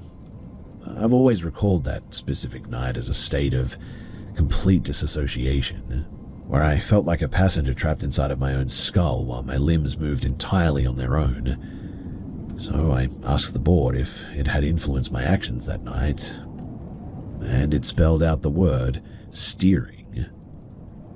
Upon seeing this, I immediately tried to end everything, but every time that I tried to clear the grid, a severe sort of icy numbness would creep into my forearm, forcing my fingers to lock up so that I couldn't. This whole thing was so intense as well that I ultimately just sort of kicked the entire table over and fled into the kitchen. During the cleanup the next morning, I noticed something that made my stomach drop. The heavy iron radiator in the corner of the bedroom, which had been disconnected for years, was now vibrating so violently that it had worn a deep raw groove into the hardwood floor. The metal pipes were ice cold to touch, but the iron structure was now vibrating so violently that I could literally feel it through my whole body when I touched it. I think I touched it 3 or maybe 4 times, and then all of a sudden it literally just stopped. Well, since that night, I've been trapped in a paralyzing and suffocating mental fog. It isn't depression or anything like that. In fact, it feels a lot like that night that, well, I lost control of my body. I don't have any traditional means to, clear the apartment or anything. I don't even know if I could, even if I tried. This whole thing just feels like a complete intrusion into my personal space and my private life. And so, has anyone else encountered anything like this before? And if you have, how did you get rid of it? And what did you do?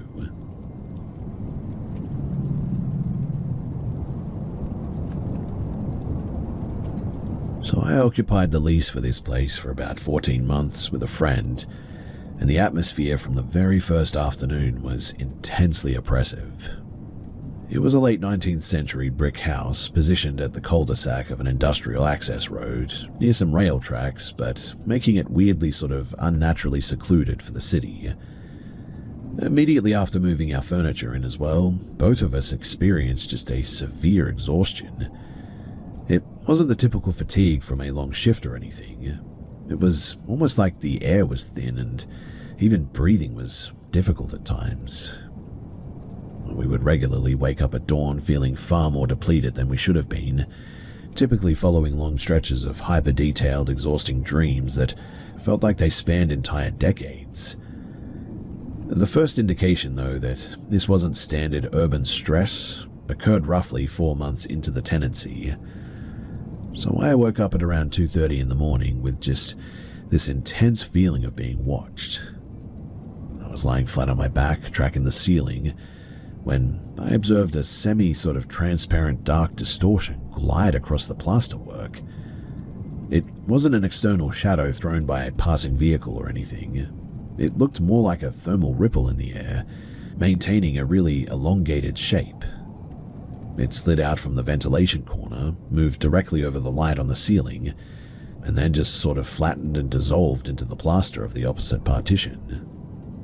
I didn't say anything to my roommate. I simply pulled the blanket over my face and I just stayed awake until dawn.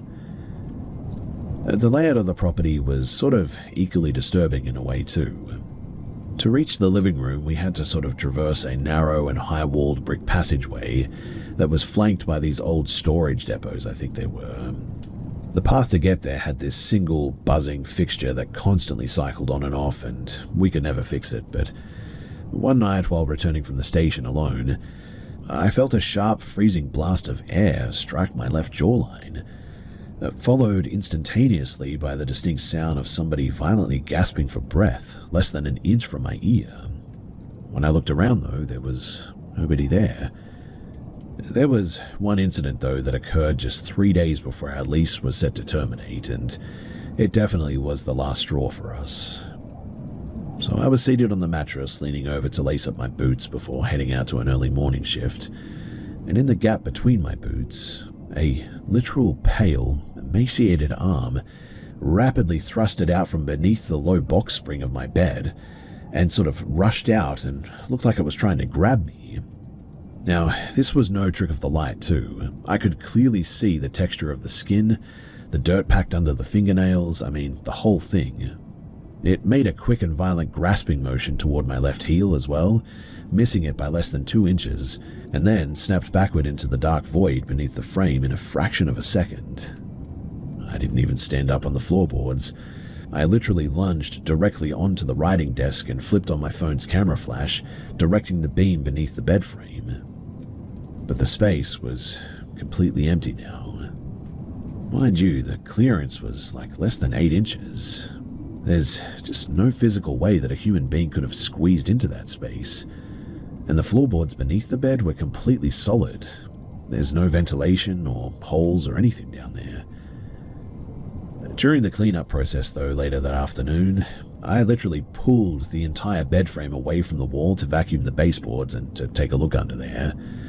And embedded, deep within the old plaster wall, right where the arm seemed to have sort of retracted, I found a rusted and heavy steel meat hook driven straight into the structural studs. It seemed to have been just painted over multiple times, matching the drywall, but the tip was sort of scraped raw, exposing fresh dark iron beneath the paint layer, and that's the only reason that I noticed it. Well, we handed over the keys 48 hours later, and the persistent fatigue and the grueling dreams, they completely stopped the very first evening that we checked into our new apartment. I spent a few weeks sort of researching that location, and I tried to find out anything that I could about the place, but there was nothing really about it. Which, I don't know if that's a good thing or a bad thing, but either way, I'm just glad to be out of there, and also glad that I haven't had any experiences like that since.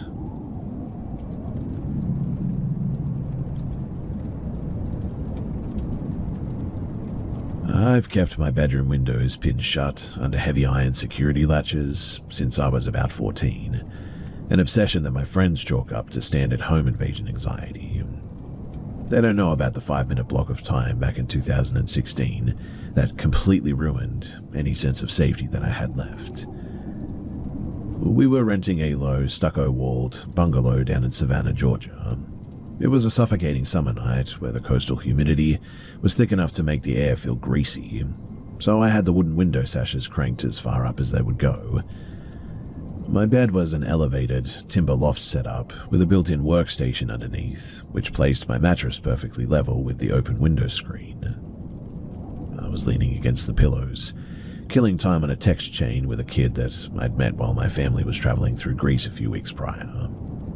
My window was covered by split-down-the-middle canvas curtains, and out of nowhere, I caught a soft, dragging friction, the distinct sound of fabric scraping across the metal wire of the window mesh. I looked over and watched the left curtain panel get sort of pinched from the outside and pulled flat against the frame. There wasn't enough breeze in the room to even stir a dust bunny, but that canvas was being held completely taut, exactly like someone holding a flap open to peer inside. I looked away and ignored it, which is a really embarrassing admission, but when you're a teenager, your brain will rationalize anything to avoid panic. Then, something dropped onto the bedding. It was a heavy, dead-weight impact right by my ankles.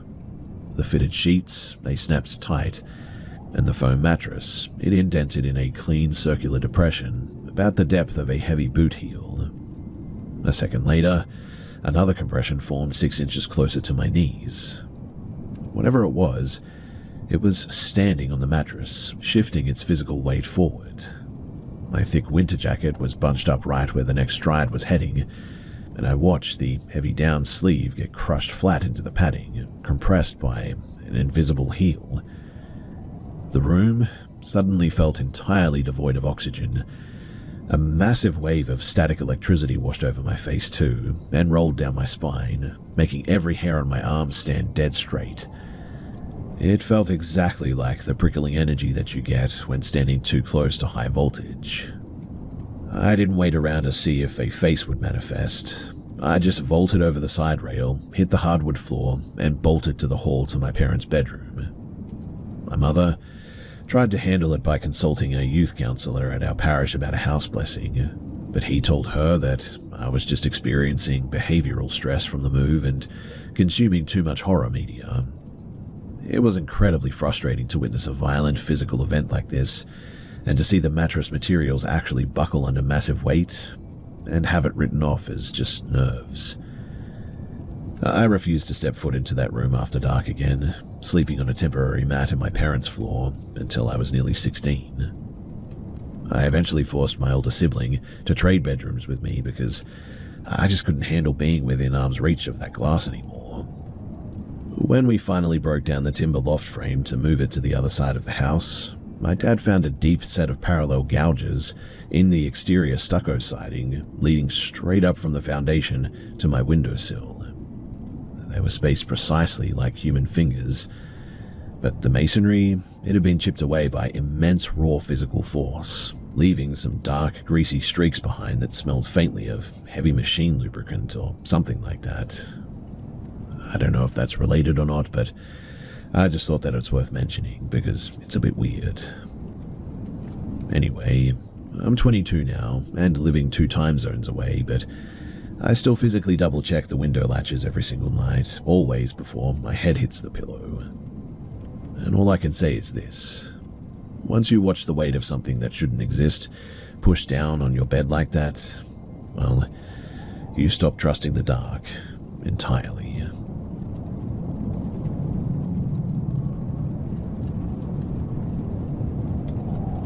So when I was in my bedroom, my mum was in the living room with the lights off.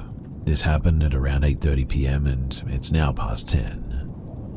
My mum heard me come down the hallway and into the kitchen. She asked if I was okay, and she apparently heard a bit of a mumble back in my voice. She said that she didn't know what it said, but after that, the kitchen lit up as if I was using my phone flashlight to find something, and then it was gone. After that, she texted me to ask if I had been out of the living room, so I got up and left my room to talk to her and tell her that I hadn't. I had actually been in my room working on a project for at least the last few hours. So now, we're both freaking out. She kept asking if I was messing with her, and I swore that I wasn't. But we have been experiencing a few things here and there, actually, like strange noises, things moving around. My dad has also had a few of his own experiences. I think one was also about me, so whatever it is, it seems to keep impersonating me. I'm not sure if it's entirely related, but for the past year or so I've been feeling this very off energy around me as well. I've never been able to see ghosts, but I've been able to feel them, I think. Their energies and such, but this one is just off. The only way that I could describe it is wrong, and it's very inconsistent for when it shows up. Sometimes it's gone for a week and it comes back, or it's every other day sometimes, multiple nights in a row, etc. I also really only ever feel it in my room, sometimes elsewhere in the house, and it's always or usually at night anyway. I'm also not sure if they are related, and if they are, I'm not sure how to get rid of this thing, so if you have any advice, I would love it. I'm not a Christian or not religious or anything, so I wouldn't feel comfortable getting the house blessed or anything, which is part of the reason why I'm here. What does anyone do about the paranormal if they aren't religious?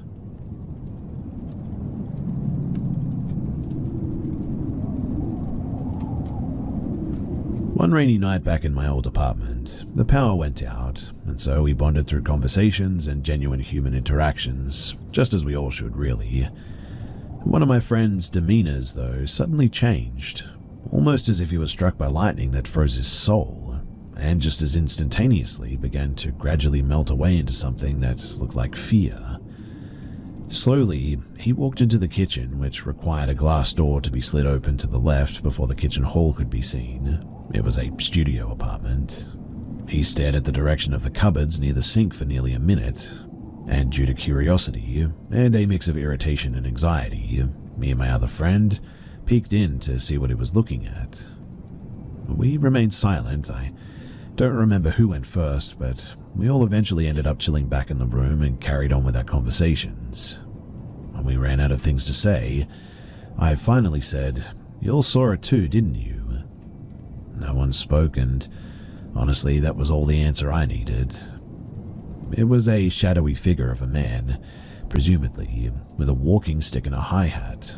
He was leaned against the countertop, and he appeared to be grinning, I would say. He didn't move an inch or display any hints whatsoever to whatever his intentions may have been, but he was just there. This was in 2002, and a month ago I saw him again. It was only me and a friend who were the last two people awake out of the group of around 7 people. I saw him, and the longer it went, the more the fear in my heart grew. The more he grew in size as well, it seemed. He didn't really grow in the typical sense of the word, though. He grew as, I believe, a direct manifestation of how much fear I perceived him with. My friend saw the terror on my face and told me that he believed me before I even said anything about it. In the afternoon, when everybody was finally awake, one of our friends revealed that another of our friend, a known and respected street dude, also had the same experience and was frozen in fear as a result of what he had seen. I'm wondering, though, is anyone familiar with this entity or what it could be? Why does it appear, and what is its usual agenda? It only ever disappears too every time I tell it that I'm not afraid, that I don't fear it, and I must mean it when I say it too, it seems. This only happens at the side of him, though, and then he disappears slowly into a sort of misty nothingness as he grins subtly and perhaps even sort of giggles, I think. Or at least grins in a giggly manner, I guess you could say. But has anyone else seen or heard of anything like this before? Because I'm wondering if maybe I'm going crazy, or maybe there's something going on in my house that I'm just not aware of.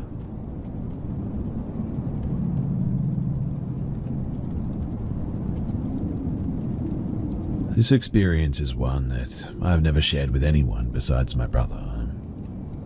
When I was about 13 years old, I was living in rural BC. One night I was in the hot tub on the deck outside just watching the woods, taking in the silence. It was wintertime and we had just recently had a snowfall that left around knee-high deep of snow. It was around 2 to 3 in the morning, and out of nowhere, this large wolf, bigger than one that I'd ever seen by far, came out of the woods. I remember its coat being a shimmering silver and its bright piercing green eyes.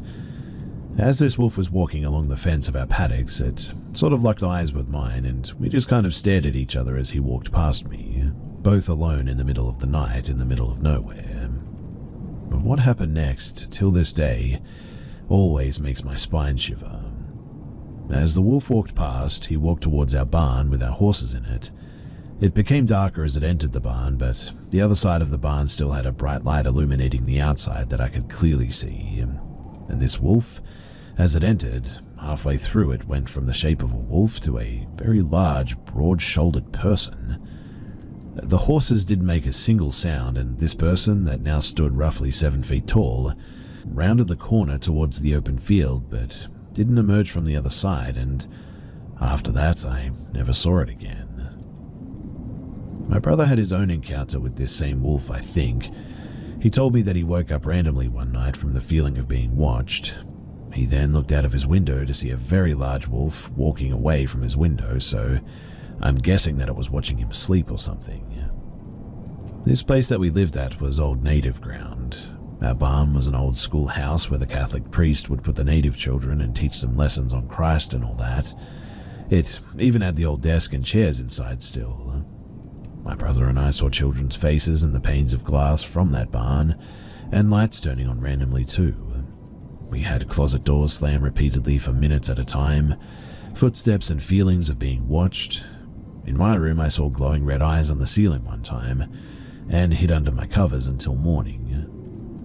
Anyway, the main reason why I'm sharing this and what I'm really seeking answers for is, what did I encounter outside in the middle of the night that night? After I looked around myself, the closest thing that I could find was skinwalkers or wendigos, but from what I've read of these creatures, they have deformed features or things that make them uncanny or straight up horrific. What I saw? Nothing struck me as abnormal about this wolf besides its massive size, until it literally changed its entire form in front of me. I know that this is getting a bit long, but I'm not a great storyteller, and there's just so much that I experienced at this property that this is really just scratching the surface to everything else. The wolf incident is just something that I've never really been able to grasp and always wanted some kind of an answer for because it feels and sounds just so unbelievable. I know that. I also understand that the term skinwalker is Navajo lore and doesn't really correlate with the BC tribes, but this is just a representation of what I saw with, well, the closest accuracy that I can give you all.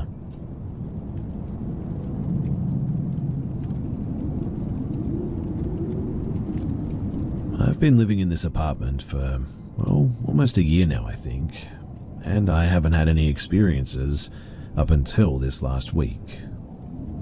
Things started up on Tuesday night while I was at work. My front door camera went off and there wasn't anyone there. Not that big of a deal, maybe an animal or something. But 15 minutes later and it went off again, but this time my porch light is on. So I checked back through and it was off when I left, off in the next video and then just comes on again. I checked all of my other cameras inside and out, but there was no one at the house. For the rest of the night, the light goes on and off randomly as I keep checking. About 3 a.m. I turn on the camera and hear what sounds like someone talking, and the light is back on. I continue checking it, and 3:23 the light is off, and my coworker points out movement in the shadow in front of my door. I turn the camera lights on, but nothing there. This continued up until about 4:30, and then the light went off and stayed off. I got home at 7 and my TV was turned on, and that was definitely off when I left. But otherwise, everything was pretty normal. I worked the rest of the week and everything seemed normal as I checked in through the cameras. I had an electrician friend come over and check the porch light out on Friday. It's all good. So tonight, Saturday is my night off and I'm home watching TV. I live alone, so it's just me and the cat sitting in the living room watching TV when I start hearing someone talking. It seems to be coming from my bedroom, which is at the front of the house. Knowing that there's no one here but me, I figure it's outside, so I check the cameras. I don't see anyone around, but it gets quiet, so I figure they must have just went on down the street or something. I settle back in for my movie, and there it goes again. I decide at this point to just sort of ignore it, thinking that it's somebody else passing by. But suddenly, I hear my friend L calling me from my bedroom, but he's not here. He's definitely at work. I mean, I dropped him off myself at 6:45 and he won't be off until at least 7. I went into the bedroom and double-checked, but it's empty. Since then, too, I've heard it 3 more times. My cats have also reached and gone to look down the hallway, but won't go any further. At this point, I've closed the door and am planning on sleeping on the couch tonight because this whole thing is, well, really freaky.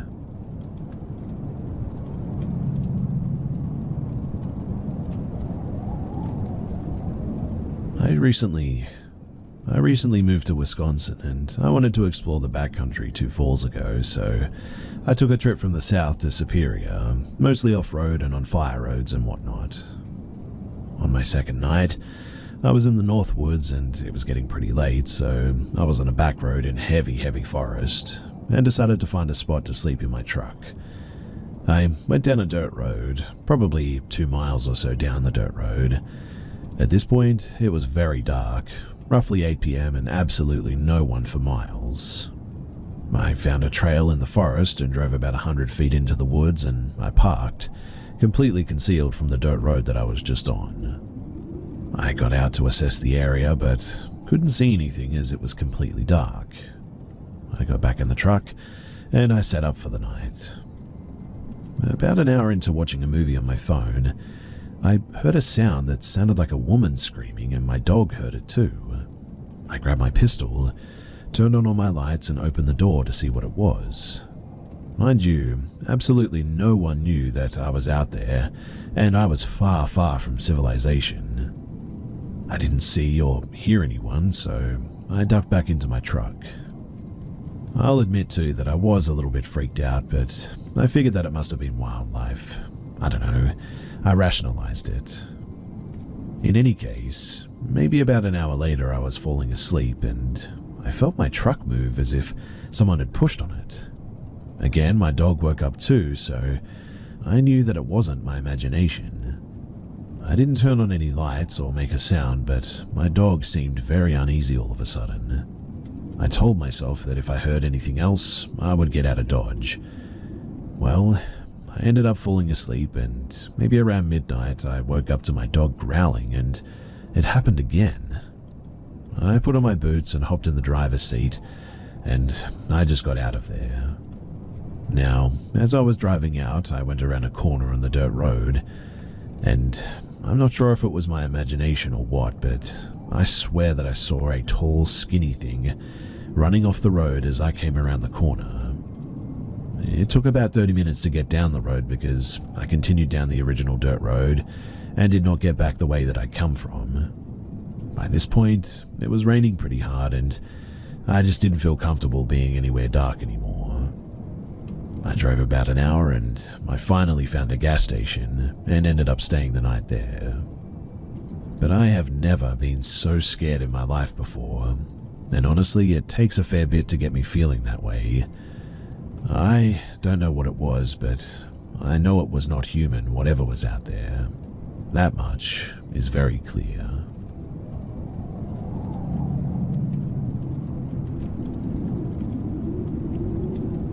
So long story short, my husband and I had heard a horrific car accident while we were camping and getting ready for bed in our tent.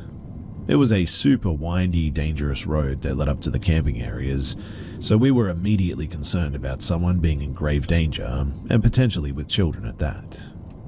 Without a single word to each other, we hopped up and ran to the direction that we heard the wreck take place. We got there at the same time just about as the police did, and ended up giving our info if needed and heading back to our campsite. Now, I was pretty pregnant at the time, so I really had to pee after all the running and the adrenaline. We decided to stop at the only restroom open at the time, which was a bit past our campsite, and incredibly dark without other campers around creating light. After I used the restroom, I'm walking back out to my husband when I noticed behind him a flash of light frantically bouncing up and down from someone booking it towards the restroom. Jokingly, I chuckled about this guy must really need to use the bathroom or something, but it was a very short-lived moment. This man stopped dead in front of us and basically whispered, "Wow, you guys are fast," and then smiled in the most unnerving way. It absolutely sank my stomach immediately, heartbeat pounding in my ears, instant nausea, goosebumps, you name it. Husband didn't seem put off by any means and noted that we were worried about the accident, etc. Dude continues on as if discussing the weather with a friend, saying that he's just used to this kind of stuff, asks if we're leaving tomorrow. I almost angrily ask, "Used to what?" Which he shrugged off and just explained that he traveled a lot and camped. At that point, I had already started taking steps backwards, to the point there where my husband finally starts noticing something's off with at least me. In the moment, I decided to lie and say that we needed to get back to our tent because the cops were coming to take our statements, which was completely false, but I, for whatever reason, just fabricated that, like verbal vomit, without even thinking. Even though my husband chimed in and agreed, saying that we needed to get back, this man does not stop. He starts matching our steps backwards with steps forwards towards us, and begins telling us that morning he went for a walk and found these beautiful flowers, but had heard a deep growl which scared him. He ended this very concerning story with saying that he realized that you never know what day is going to be your last. It was at that point that I realized the entire time he had been fiddling with his hands in his hoodie pocket because he had a knife. I screamed run, and without hesitation my husband grabbed my hand and we started running for our lives. In those first few moments of taking off, he asked me what was going on, and I screamed flowers don't growl and started sobbing. This man had never taken the flashlight off of us, mind you, had it on one of his hands by his hoodie pocket the whole encounter, so we knew that he was chasing us when the flashing became erratic again, shining up and down over us. I'll never forget watching our shadows go from big to small from the movement of his hand while running hard. I looked back to see him behind us with the same smile that he had in the beginning, and it absolutely terrified me. We had to cut through some woods because he was gaining on us so fast, and in the heat of the moment decided to just continue through the woods back to the police instead of staying on the road that we would come up to after cutting through. We both looked back and last saw him right at the edge of the road where we would have come out if we had decided to take that way, because it would have been the fastest to the wreck. And seeing that, we knew that we had made the right decision immediately, and knew that it was a life or death situation in that moment. It clicked for us that he had expected us to take the road, and looked disappointed that we had taken the longer route instead. But we didn't see the flashlight or him after we looked forward again, and when we told the police, they did go, but they failed to find the guy. Fast forward a couple of years after this traumatic experience, and dozens of unsuccessful follow-up calls to see if they ever found him, I decided to post something on TikTok about it. It actually went viral overnight, and by the next day, someone who had lived in the area had actually found this guy, and shared a news article. He killed 2 weeks later at another campsite not too far from where we went. He attacked and stabbed a man who died immediately, and a woman who luckily survived, but only by playing dead. When I tell you finding this out absolutely sent me into a spiral, man do I mean it. I cannot even remotely begin to describe the mixed emotions of getting closure from him having been found, to the heartbreak and survivor's guilt of knowing that he went on to successfully kill because he wasn't caught after our experience. This changed my life. I'll never be able to enjoy camping again, and we used to love it. Look, please, for the love of all that is good, always go camping or hiking protected. It turns out that camping and hiking and murders are scarily common and seem to be a free-for-all to all serial killers. I mean, really, just look up camping cold cases and you'll be blindsided by just how common it all is.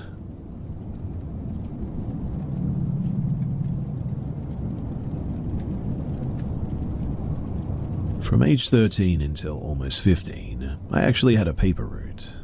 I delivered papers to people's doors 6 days a week. All of my customers, aside from occasional grumps and chatterboxes, were absolutely wonderful.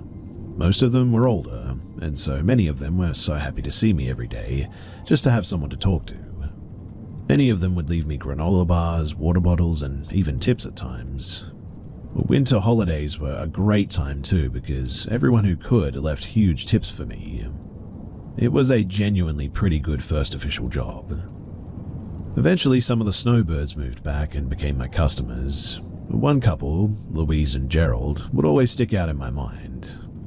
They started off normal, pretty friendly people, but I noticed one Sunday, the only day that I had to get up early to deliver papers, that Gerald was outside.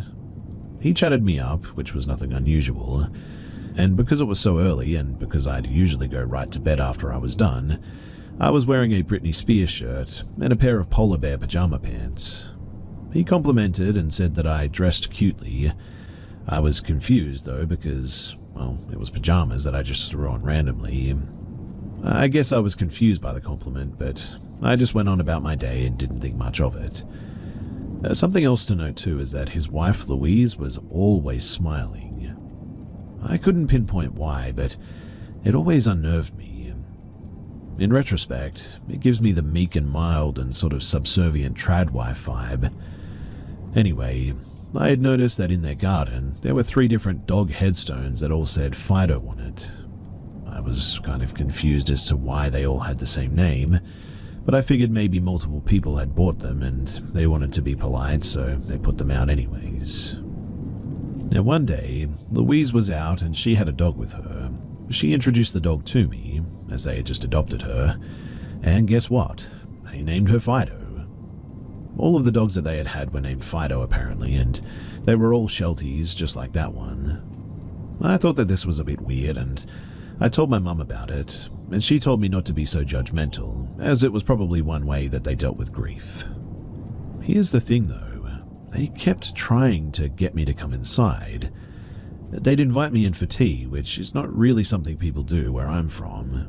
Coffee and donuts is a little more commonplace, but even that isn't something that people do on a regular basis or anything. Or they'd invite me in to talk to them. I'd always decline politely because I had more papers to deliver anyway and I wanted to go home. Gerald kept complimenting my outfits, even when they were just pajamas.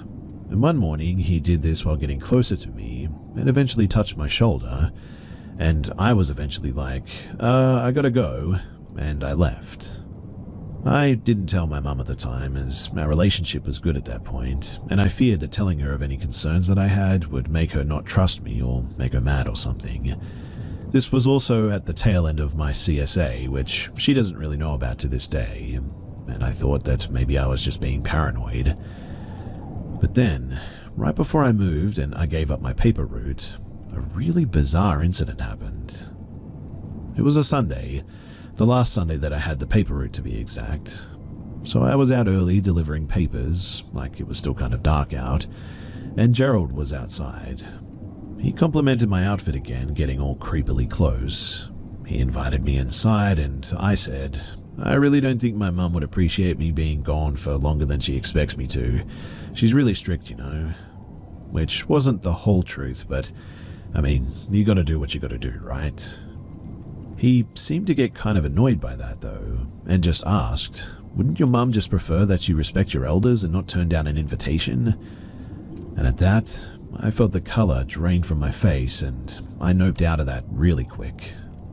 I think I muttered something about how I really had to hurry along because my dog was sick or something. I heard him say some compliments about how my hair looked pretty.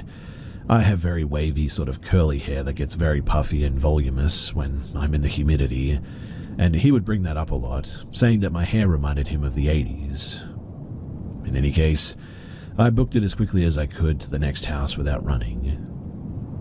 I didn't see Gerald after that, but I did see Louise, and she never stopped inviting me to come inside and play with Fido or to have some tea. I always declined, and she always seemed disappointed every time. And so, that's my weird paper route story. I know that maybe I'm just being paranoid, but Gerald and Louise, they just gave me some really funky vibes. And looking back, I really hope that those graves did actually contain old pets.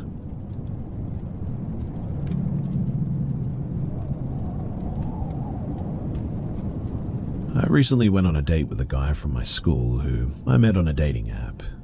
He seemed super sweet and charming over text, so I agreed to go on a date with him, especially after 2 friends told me that they knew him from a class where he was genuinely a funny guy. Well, we go to a small, pretty prestigious university, which also made me sure that he would be normal. He was supposed to meet me at 6 to go out on a picnic, but ended up picking me up at about 8:30. He texted me to reschedule to 8 and ended up showing up at that time too. He drove me to his apartment, and although uncomfortable, I agreed to go in because of everything that I already knew about him. The apartment was only lit with 1 candle and a small glowing light on the floor, which didn't really add much. It was a multiple bedroom apartment that he lived in alone, which made it even more odd, I guess. In any case, we talked and ate some food, and he seemed sort of nervous and uneasy for most of it. He suddenly switched the conversation to our deepest, darkest secrets, and asked if I'd ever seriously thought about killing anyone. After I said no, He made up a story about being in the Navy and having to bomb a ship and killing 5 people. When I was unsure how to respond, he sort of just passed it off as a joke and said that he had seriously thought about killing someone else, his ex's current boyfriend allegedly. I was extremely uncomfortable at this point and wanted to leave, and he agreed to drive me home. Before we left though, he said that he wanted to show something to me and pulled out a rifle that he pointed in my direction.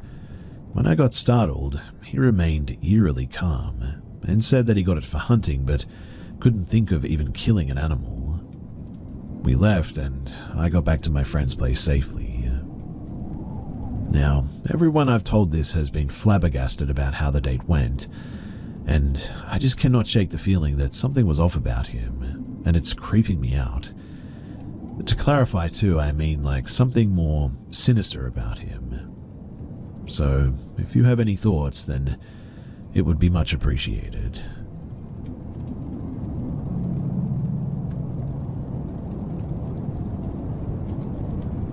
A series of events unfolded in my life, causing me to move out and live out of my car ever since about a month ago.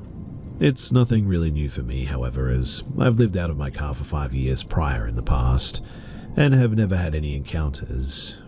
Until yesterday, that is, because something happened which really shook me up. There's this small beach on the coastline, which has been my go-to sleeping spot for some time. On the southbound part of the road is a whole lineup of cars and RVs, mainly other homeless, but also people coming to hang out because it offers a nice view of the bay. I usually sleep on this side, and the people who come here like to bring their beers, play their music, and gather outside, but it's super chill and everyone keeps to themselves for the most part. Well, lately I've been having trouble sleeping, and I tend to knock out at around 2 a.m.-ish, not waking up till noon. The problem is, though, on the southbound side, is that the sun will bear down at like 8 a.m., turning my car into a sauna in the morning. But about 100 yards down, on the northbound side, there's this tiny hiking trail area in the vast lot just off the road, and there's a few trees there which offer me a bit of shade until the afternoon. There's also a park right across the street from here.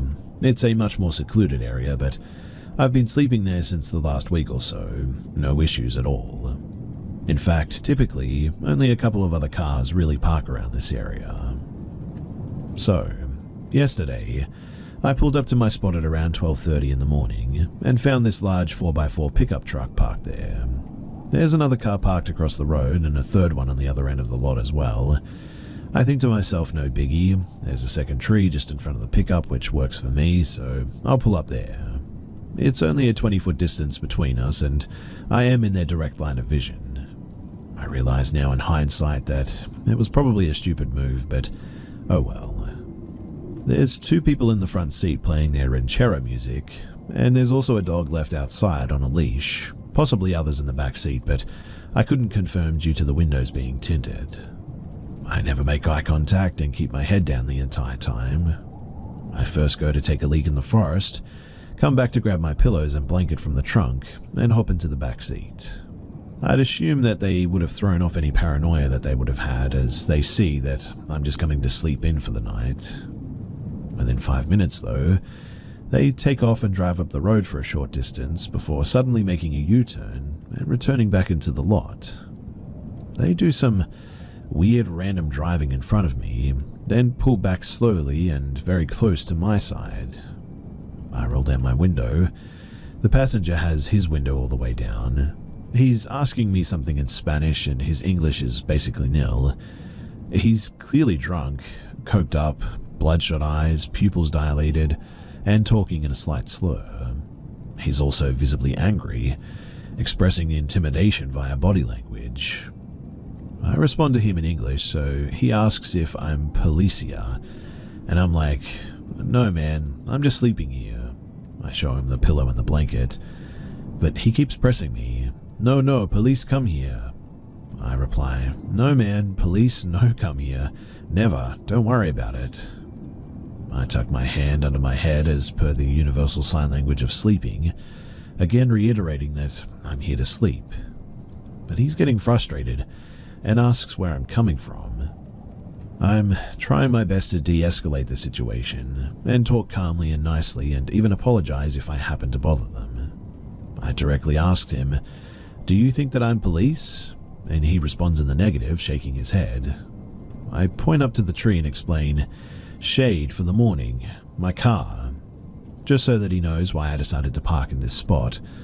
But he's pretending not to understand me and says, "Policia come here."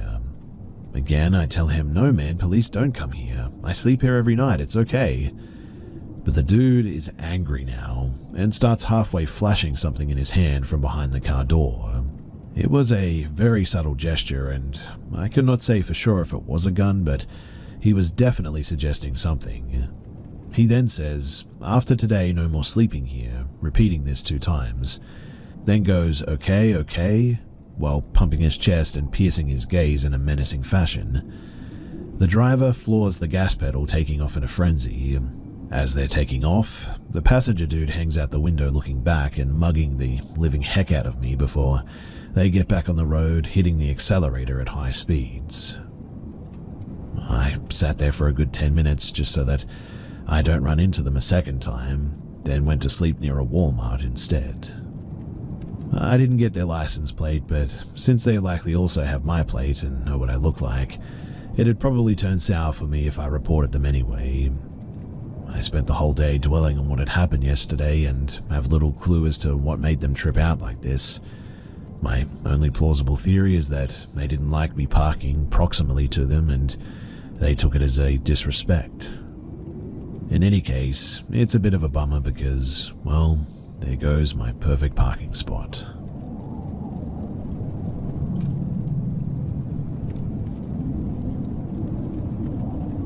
So I was camping with a couple of friends at a spot on the McLeod River called Adena. If you haven't been, it's a pretty neat spot but very remote. McLeod town is small and Adena is about 14 miles into the woods, 7 of which are a rocky dirt road into a canyon with a beautiful pristine opal blue river at the bottom. The site was an old summer pack-in camp for a wealthy San Francisco family in the 1800s. There are still foundations of the buildings, an old chimney and the remnants of an orchard even. Now, the campground is right on the river and we went, as most do, to fly fish. It was early spring and the river was really too full and fast to do much useful fishing on this trip, which is likely why we were the only people down there. Anyway, on the first day there, after no luck fishing, my buddy and his wife decided to take a snooze in their camper, so I walked up the river a bit to try and find a spot to fish where maybe the river wouldn't widen out and be more workable. I walked through the old ruins and through the orchard before finding a trail to head upriver. I fished unsuccessfully for about 45 minutes, and it started to rain a little bit, so I packed up and headed back. Right as I was coming off the trail though, and back into the orchard area, there was an archway of vegetation that I had to duck a bit under to get through to get back into the old orchard. And right as I ducked in, I heard coming through the dense foliage, a few feet above my head and no more than 10 feet, what sounded like a horse pushing air out through its cheeks. It was a deep guttural sound from a large animal, and it sounded close enough to almost touch it. I could see nothing though because the vegetation was so dense, but I got real cold real fast and moved out of the thick stuff into the more open orchard. And then I froze. I could hear nothing. I couldn't see anything in the brush. I was kicking myself because I was carrying a sidearm, but it was in my pack, which I was an idiot for doing that. Slowly though, I took off my pack, put it on the ground, and I got my gun. I put on my shoulder harness and packed back on as slow and easy as I possibly could, the whole time intensely focused on the sound, but I didn't hear anything. This orchard is about the size of a football field, and the right side of which, where the sound had come from, is dense blackberries. So basically there's this open space, then the dense woods and the berry area where you can't really see much. I started walking back through the orchard towards our campsite. At the opposite end had a similar kind of dense arch-like spot to get out of the orchard and back into the ruin or campground area. I had made considerable ground and was intensely listening for sounds of something following me and had heard nothing. and as I made my way, I was starting to feel like I was in the clear, and right as I let a little bit of a sigh of relief out while going through the exit arch, there was that same sound from a similar height, and just as close as before. At that, I instantly broke into a full sprint the rest of the way back to the campsite, and informed my friends quickly. It was honestly a really wild experience, and as I was running, I felt like my life depended on it. Anyway, that night we all decided to stay down there in any case, and yeah, as we were cooking and eating, a deer showed up. The strange part was that as it got darker, the deer kept getting closer. By the time that we were ready for bed, it was literally under the picnic table in the campsite. We had a pretty uneventful night for the most part, but when we got up in the morning, the deer had slept under the pop-up camper right at the door. The next day, we went back to the orchard with our firearms ready. I was determined to figure out how the animal had moved without me hearing it through the dense berries. I searched and searched, and in the end, I just could not come up with a rational explanation. I mean, there were no paths, no trails. But lastly, and most disconcerting, in the middle of the orchard there was a small pine tree, maybe about 12 feet tall. But the weird part was that something had broken the top off of it, about 7 feet up, and laid it across the vague footpath that I had just used to get through the orchard the day before. And I can assure you that it was not there then. I've racked my head trying to make sense of this encounter for some time now. I mean, a bear obviously comes to mind, but what I get stuck in is the height of where the sound came from. Black bears getting to like 9 feet tall is not really a thing, and an animal that size, having to move pretty quickly to cut me off, does not seem possible over that distance through that thick of the brush without a trail. I'm a touch over 6 feet as well, and this noise was a few feet above my head. The terrain just would not have accounted for that. Plus a bear standing up. Impossible. The other thing too is that I just don't understand how it could have cut me off at the other exit and made no sound getting there through the dense berries and the trees like that. I was absolutely terrified, and I don't think I've ever been listening more intensely in my life, but there was just no sound. I mean, I guess it could have been 2 huge bears, one at each spot, but I've never heard a bear make those sounds before. The deer issue was also really strange. That animal seemed really spooked and felt safe by us, and I've never seen that before.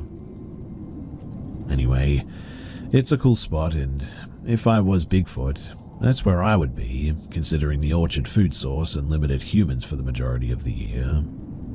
I'm not saying it was that by any means. Really, I have no idea what it was, but I'm sort of convinced now that there was something weird going on there, for sure.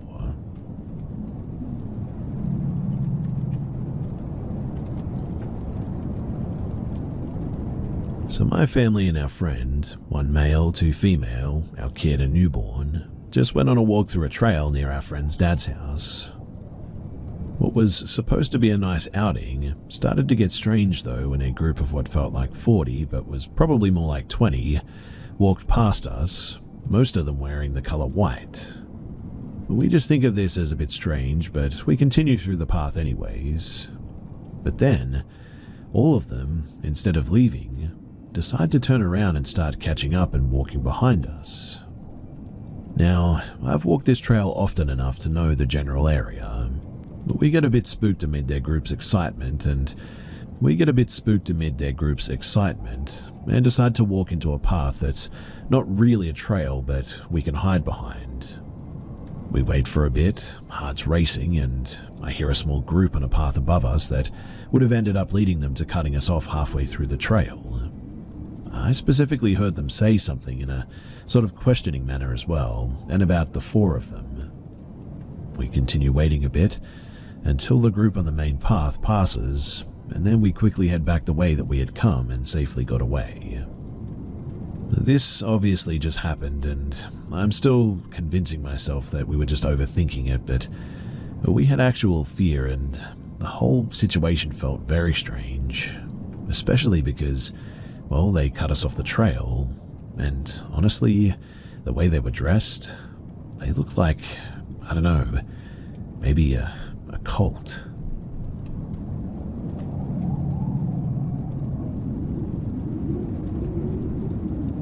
I, a 22-year-old female, had a very horrible experience about 2 or 3 years ago. So my boyfriend, 22 and male, and I had been dating for less than a year when this happened. My partner is of a Latino descent and I'm white. My boyfriend's family are believers of the bracelets of the evil eye. They taught me that the evil eye in their culture is used for protection, like if someone gives you a bad look or if they look at you with bad intent or envy. They then taught me that if the bracelet becomes lost or broken, that means that the bracelet has done its job and protected you. Now, my partner and I were hanging out one day at his home and he came across an old evil eye bracelet that used to belong to him. He had lost the bracelet some time before, and he asked me if I wanted it, and he said that it would protect me. From what I understand, someone can gift you their evil eye bracelet, and it should protect you still, even though it had a previous wearer. So I accepted my boyfriend's offer and decided to wear the bracelet, but I didn't really believe in that stuff, I guess. I mean, I grew up Christian and I still believe in God to this day, and am fairly religious, but not any of that sort of superstitious stuff. In any case, I went home later that day, and I was living with my aunt and uncle at the time. My aunt and uncle are very hardcore religious sort of folks, and so their house felt beyond safe most of the time. I never got any bad energy or negative feelings there, nor did I ever experience anything bad or paranormal too. That night though, I went to bed wearing the bracelet with nothing really in mind. I don't know how long I had been asleep for or what time I woke up, but I remember waking up screaming and thrashing. I can't remember any previous nightmare or dream prior to waking, but as I was waking myself up with my screaming and thrashing, I swear that I felt something grabbing my arm, the arm that I was wearing the bracelet on. I remember that I was grabbing my own arm as well as my other hand, almost as if I was trying to reinforce my other arm that was being grabbed and pulled. I think that I had managed to shake off whatever was grabbing me at the time because as I was really waking up, I suddenly felt something at the end of the bed, and with a hard tug, it tried to rip my blanket off of me. I held onto my blanket firmly and eventually, whatever it was, seemed to let go. I laid there in the pitch black darkness with my eyes wide open, just sort of staring at the ceiling until I felt like it was safe enough to grab my remote control that turned my LED light strips on and off. I turned on the lights and I saw nothing at all. I stayed awake for maybe 10 minutes just looking around and being on my phone, but eventually I was too tired and I fell asleep again. I really don't know how I was able to be honest, but I did, with the lights on of course. I had never ever experienced anything like this, and there's no way that I could have been asleep or dreaming still because I distinctly remember waking up screaming and sort of thrashing and absolutely feeling something. Now, I don't know if something had been attached to that bracelet or if it was just a crazy coincidence or not, but whatever the case, it was terrifying, and I didn't feel comfortable going home the next day to sleep in my own bed again. The bracelet remained in my home, but I had taken it off for a shower and I didn't put it back on after that. And I never experienced anything again like that, even though the bracelet remained in my home and in my jewelry dish.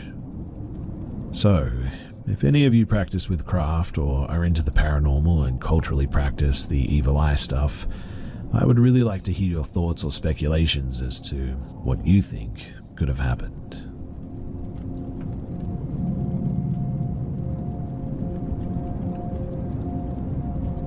I live alone in a studio, and to make it feel bigger, I separate the end of my mattress that isn't facing the wall with a big tapestry, sort of like a hospital curtain, I guess. I was about to go to sleep and was laying down in my bed on my phone. I wasn't listening to any music or anything, and after like 20 minutes of lights out and laying down, I hear this panting right on the other side of my tapestry. It sounded like when a dog, sniffing really hard with its snout, is all up in a jar or whatever. I turned on my flashlight without getting up first to just see if maybe an animal or something got in. I even said get out twice and the panting continued. But after that, it almost seemed like they got more dragged out and breathy between pants. I also then started hearing shifting and almost like skittering over into my kitchen and bathroom area, also conveniently out of my sight. Eventually, I got up and turned on the lights and it all just sort of stopped, except for occasional house settling or rustles now and then. And of course, nothing was there. Nothing was out of place. I couldn't see any pests around or anything. But I definitely slept with the lights on that night, to say the least.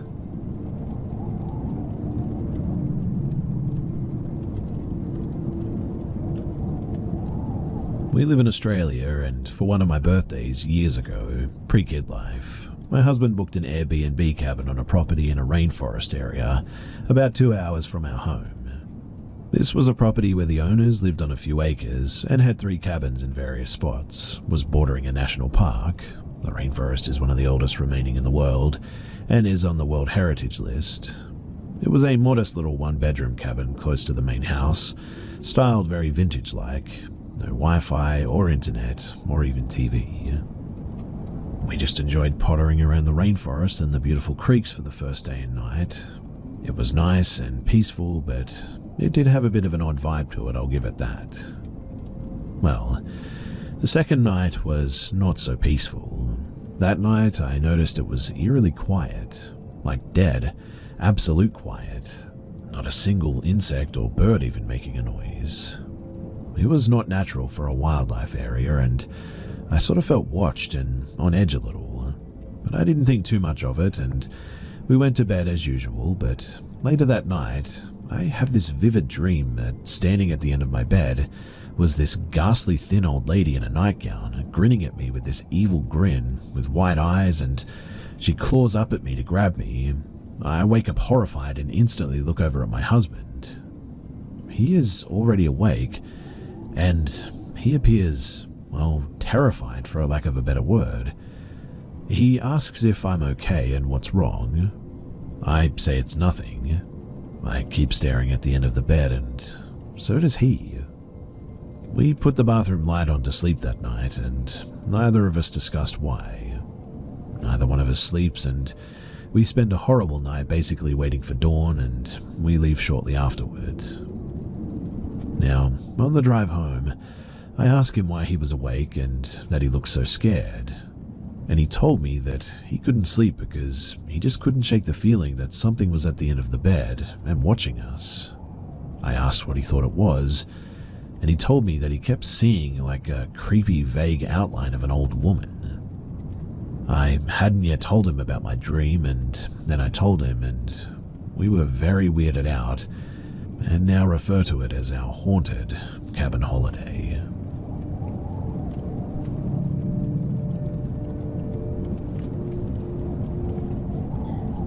So, we've lived in the same new mobile home, manufactured trailer house, for 2 years on land that my husband's family has owned for almost 100 years.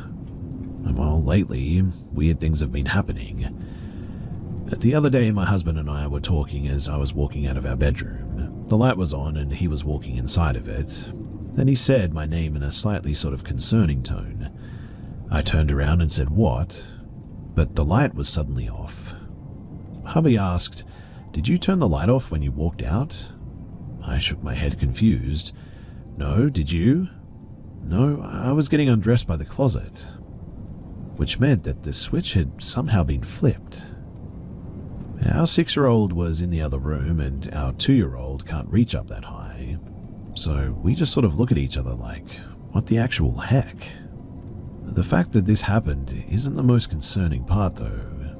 You see, the other night, I was sitting on the couch close to midnight, scrolling through my phone when I heard a noise like a flip of a switch. And sure enough, as I looked toward the hall bathroom light, which is usually on a nightlight for our 6-year-old, it was off. Then I hear it again, the flip of a switch, and the light cuts on. I stare at the hall absolutely flabbergasted as to what had happened. I never mentioned it to my husband because for all 6'2" and 240 pounds that he is, the man is definitely jumpy. Nothing like this has happened like it before in the 2 years of living here, but I'm 10 weeks pregnant with our second child.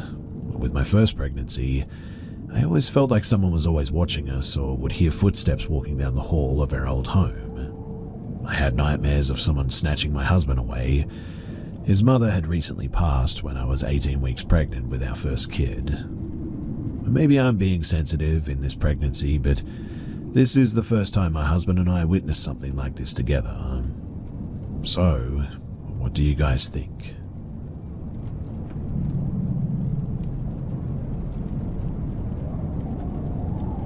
Back in 2021, my husband and I went on a couples trip with a group of 8 other friends to the mountains of Gatlinburg, Tennessee for the weekend. We drove the 4 hours, made it to the cabin, and got all settled in. While we were waiting for the last couple to arrive, who were bringing their kids, we ended up deciding not to wait and go out to dinner about 20 minutes up the road from our cabin. We took 2 cars, me, A, my husband M, L and J in mine, and Z, E, D, and C in the other. Z, E, D, and C left ahead of us, and we trailed behind. I was driving a 2011 Subaru Outback at the time, and my phone was mounted on one of those cabin fan blowers. We were chatting, having a great time catching up, listening to music on low. Halfway to the restaurant, we get a call from our friend Y. I turn the music down, I hit accept on the call with everyone in the car yelling their hellos, and all of a sudden we hear a woman screaming, crying and pleading, "No, stop, don't do this," with more crying, screaming and begging as we immediately all fell silent. Everyone in the car flies into a panic. Me and my husband, we were scrambling to put the phone on speaker, everyone yelling out her name. Then the screaming cuts off, like the call just ended, and our friend Y comes through the phone, calm and collected with a, "Hey guys, we just made it to the cabin." We are still yelling and asking her if she's okay, and she responds in a confused voice that they're all fine, and that they just made it in but needed the door code. We explained to her that we had just heard crying and screaming, and we thought that she was getting murdered or attacked, to which she let us know that, no, we're doing fine. Her kids aren't freaking out, and they're doing great too. We give her the code and finish up the call in shock, and, I mean, we all heard that. It sounded too real, and Y has never been one to play games like that. The rest of the car ride, we're all freaked out and trying to rationalize the whole thing, to think of what or who that could have possibly been. In the parking lot, explaining the weird occurrence to our friends who made it there before us, an ambulance drives by with its siren and lights on, back the way that we had just come. So could it have been a weird frequency that we picked up on somebody actually getting hurt? Did something hijack the phone call? Well, whatever it was, it thoroughly freaked us all out, and our explanation is, well, maybe it was paranormal.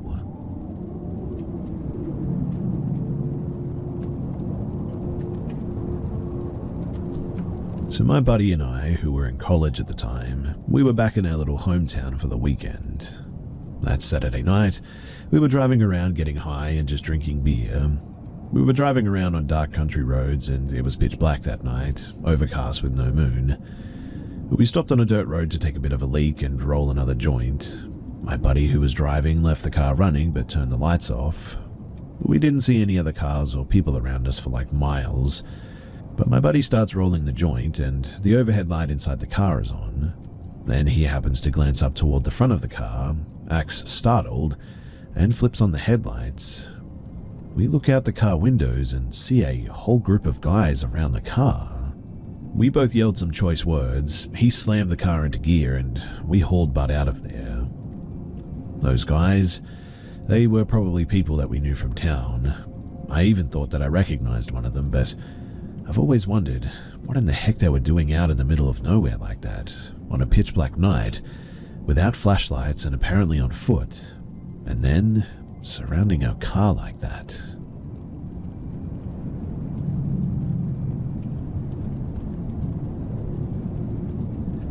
I've never been one to really believe in the paranormal. Not that I often wondered about supernatural phenomenon outside of seeking a good scare now and then, like on YouTube or whatever, but I always assumed that what I was watching were either good hoaxes or had some logical explanation that wasn't immediately apparent to me.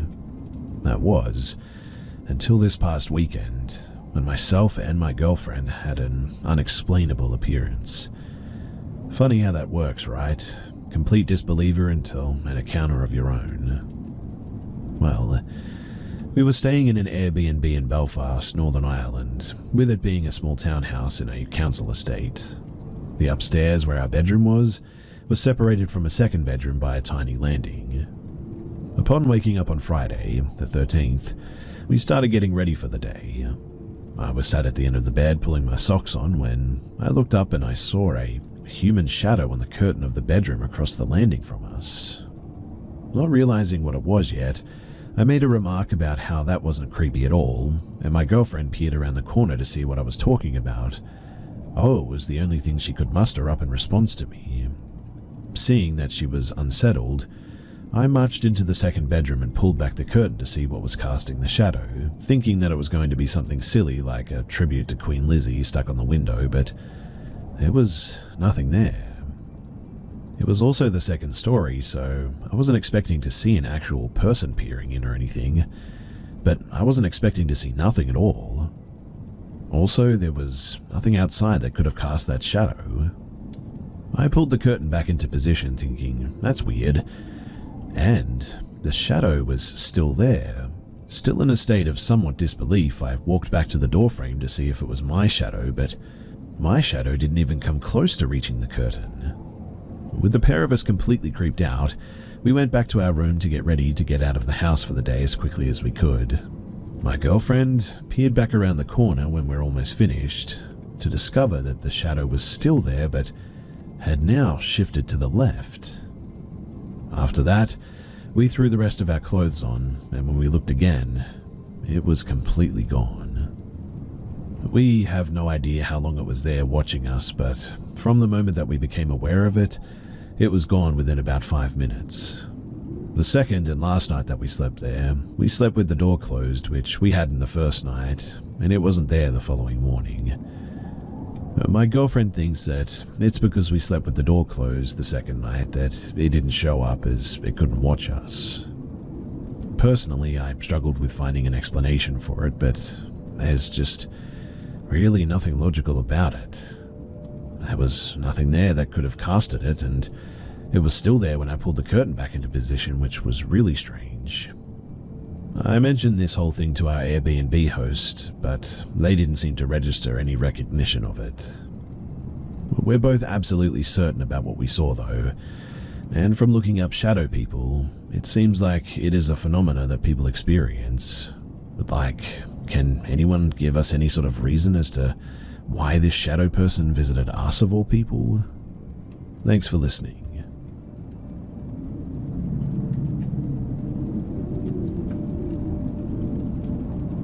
About 20 years ago, I had one of the most perplexing things happen to me while I was out having a cigarette. It was about 2 a.m. and I had woken up in the middle of the night. After tossing and turning, I just could not get back to sleep that night, so I decided to go out and have a smoke. For reference, I live in an apartment with a small cement patio out front. It's on a very busy street, with a sidewalk that runs alongside of it. While the street was loud and busy during the day, it was actually very peaceful to sit out there at night. All my neighbors were sleeping and the night was cool and calming. Anyway, while I was sitting on my patio steps, a large dark-colored animal came into view from a distance. It was walking on the sidewalk, and for some reason my freeze response kicked in. I became a brick and the hair on my arms was raised. While it walked slowly toward me, I tried to make out what kind of animal it was. It was easily as big as a horse. I do know that sometimes people walk their horses around town, even though this is a large city, but there was no rider on this creature. Is it an escaped horse? The closer it got, though, the more confused I was. Honestly, it resembled a large black panther or Maybe a lion-bear hybrid or something? It had black fur that was kind of wavy or curly. I could see the steam from its breathing, and the crazy thing is that it did not seem to be aware of my presence at all. Maybe that's why I stayed frozen, letting my cigarette burn out completely. It was almost like I knew if I moved that it would kill me. My body did eventually let me move, but I must have been out there for a good 30 minutes, scared out of my mind to move. Honestly, I don't know that much about these things, but I feel like I saw something that I wasn't supposed to see that night. I feel like it was from a different dimension or something, and I just got a bit of a peek. I've had a few paranormal type encounters, and another perplexing glitch that happened recently. It always feels the same too, like I'm just getting a bit of a glimpse behind the veil or something. But please, tell me someone out there, somebody else has seen this creature. It also haunted me more than any other unexplained experience that I've had. I've tried talking about it with other people, and they usually just say something patronizing like, wow, that's crazy, and really, that's about it.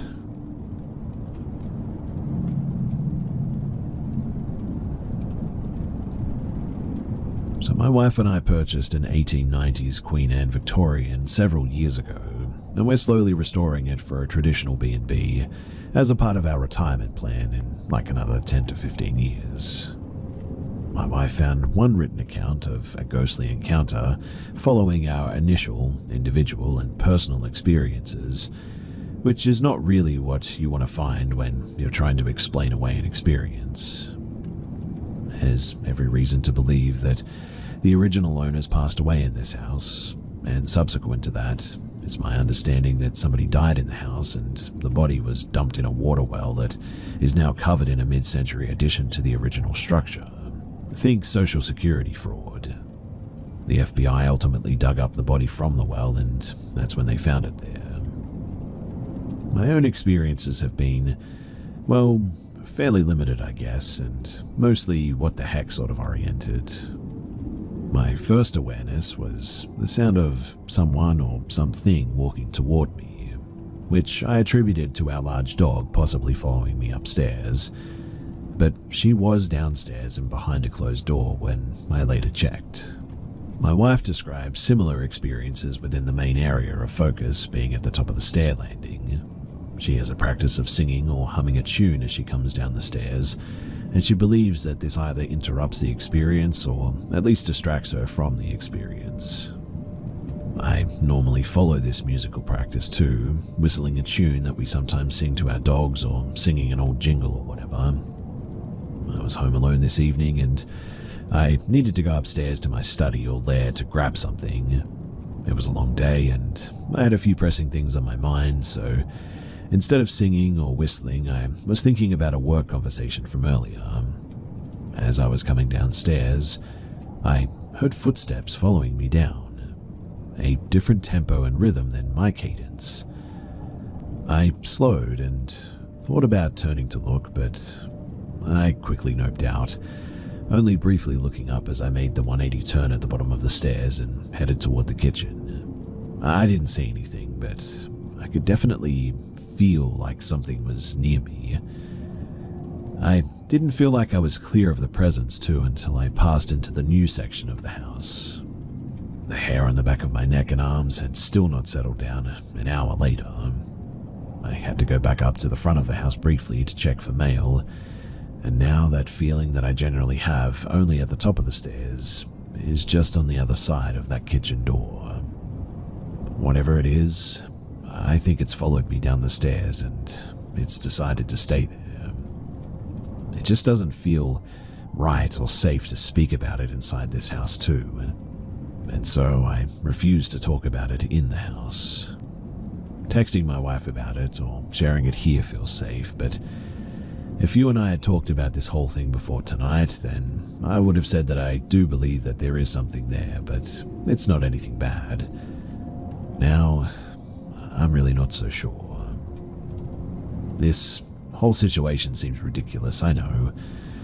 I know that tomorrow in the daylight I'll probably feel less anxious about it. Well, probably.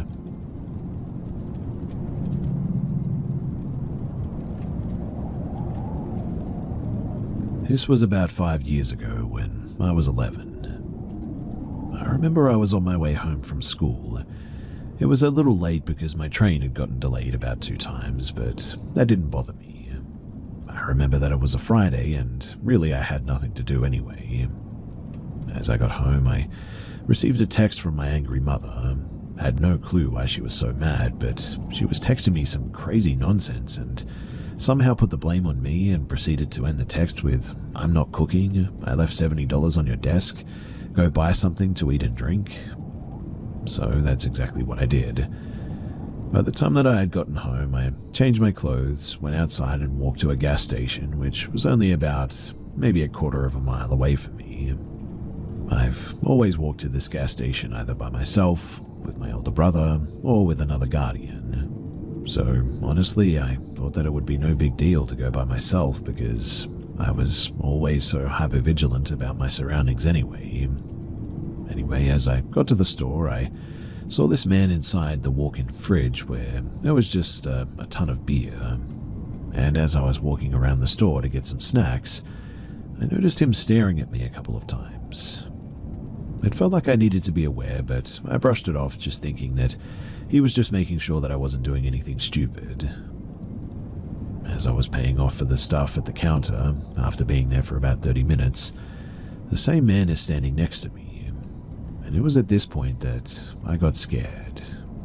This man was tall, he looked a bit muscular, and his eyes were visibly dark. I know some people read hot romance novels, but when a man's eyes go dark, it's not attractive, it's terrifying. As my stuff was getting put into the bag and as the pizza was done, I picked up my pizza and I left. But then the man decides to have a conversation with me. He greets me with a hello. I greet him with a very clear, scared and shaky hi. He started asking me questions like, "How old are you?" I replied back with my age, stating that I was 11.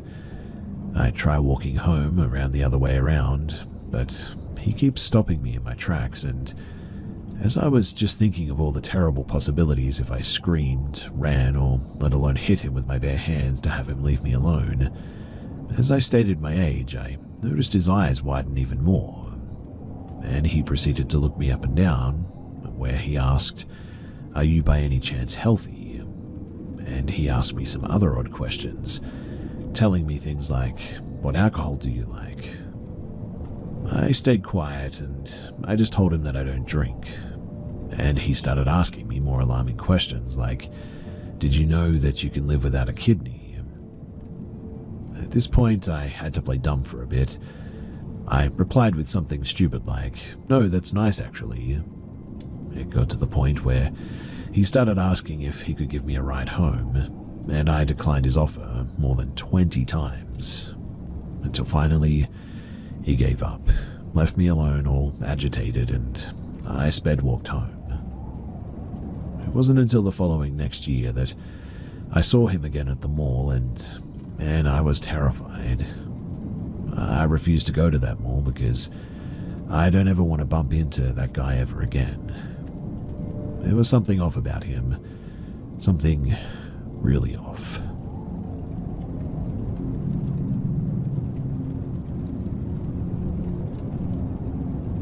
Even though this was almost 10 years ago now, I have never been able to get this out of my head, so I thought that I would post it here.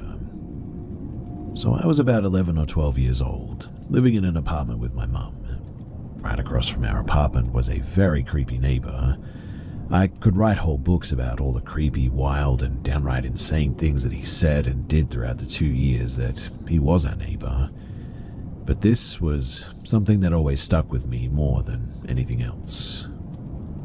You see, my mum and this neighbor were having a casual conversation with each other, with my mum's goal being to try to find some common ground with him and clear up any misunderstandings or miscommunications that may have led him to dislike us so much, as he had a pretty blatant feeling of disdain toward us, that much was clear. But evidently something went wrong during this conversation, as my mum suddenly came stomping into our apartment, loudly shutting and locking the door.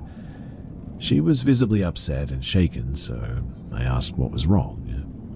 Her voice trembling, She said that our neighbor said this, completely unprompted.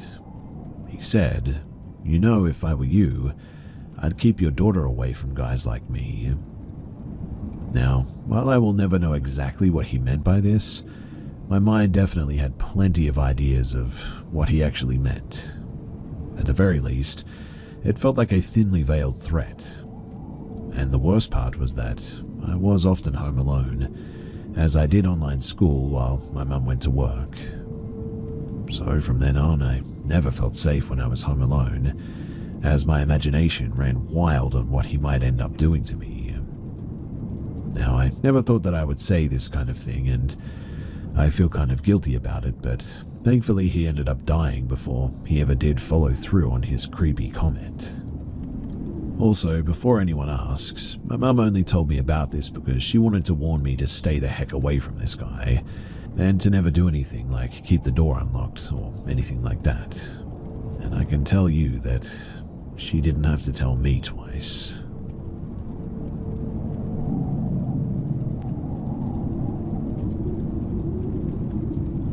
So quite honestly, I really don't even know what to call this, what I saw or what it was.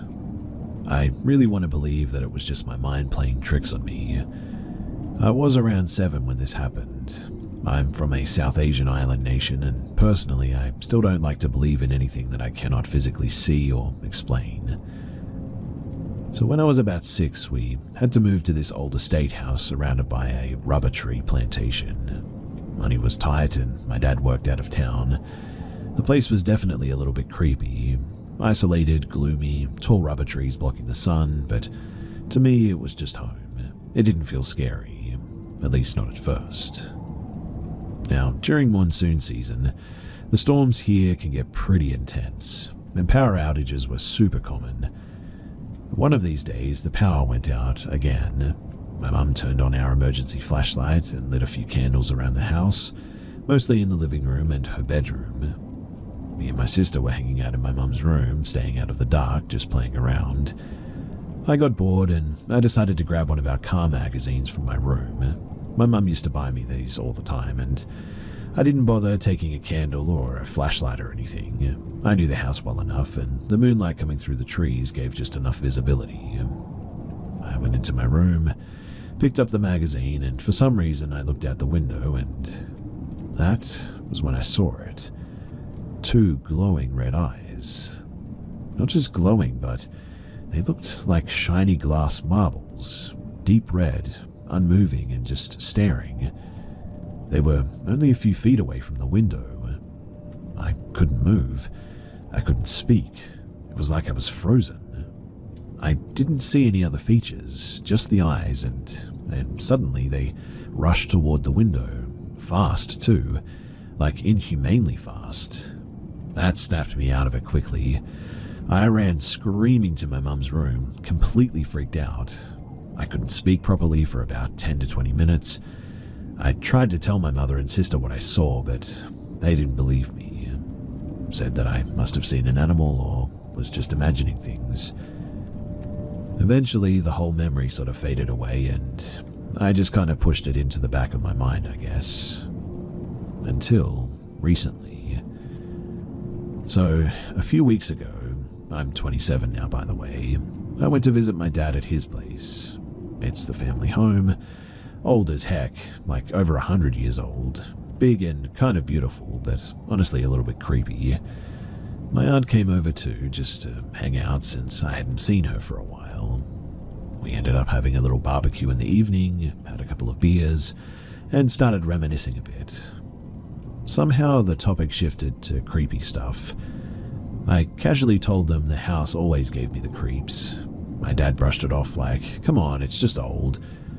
But then he randomly mentioned how he saw something with glowing red eyes when he was around 7. Same thing, pitch dark night, windy, and he saw this black figure with red eyes watching him.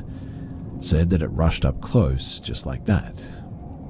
And I swear I almost had a panic attack when I heard this. It was exactly what happened to me, word for word almost, and I never told him about it. My mum never told him either. So I told him.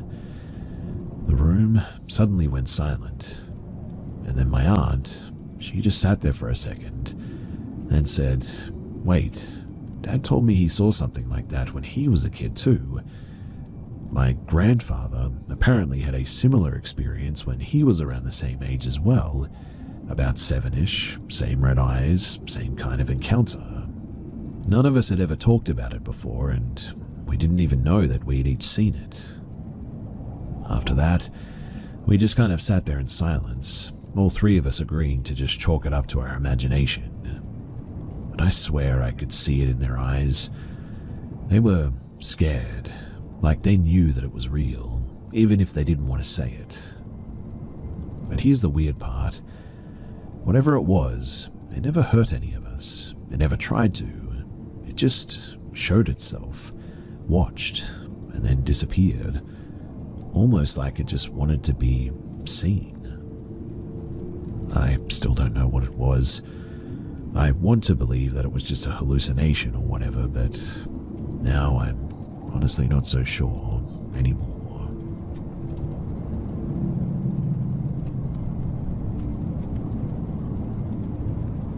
My wife and I were hiking on a particular trail at a nature preserve with our dog one day. We came across some people walking as well, almost like a family, I guess, but they seemed a bit, I don't know, off to me. They were friendly enough, I guess. They asked what kind of dog we had and how old he was, etc. We answered politely and tried to go our own way, but they tried to keep the conversation going. We politely continued until we eventually made our way toward the trail. About 3 minutes later, my wife and I were quiet, and she said to me, "Where did they come from? I didn't hear anyone behind us or ahead of us." So, to backtrack a bit here, this particular part of the trail bottlenecks, so you can see if anyone is coming from a good distance. Funny enough, she said, "Do you feel weird? Like someone's watching us, or like were looking at us strangely or something?" I didn't say anything for a minute, and she asked, "Did you hear what I said?"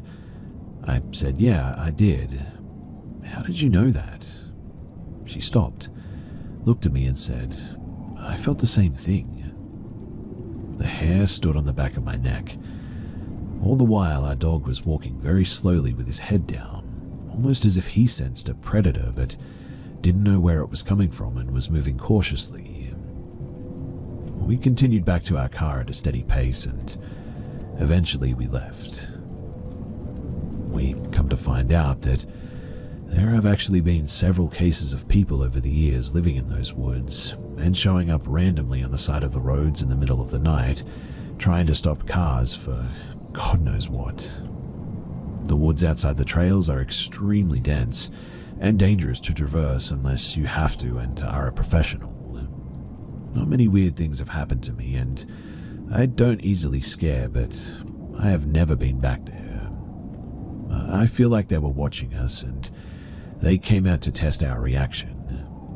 I'm a pretty big dude, and I can handle myself pretty well, but it always stuck with me, this one. We could just sense that predators were watching us.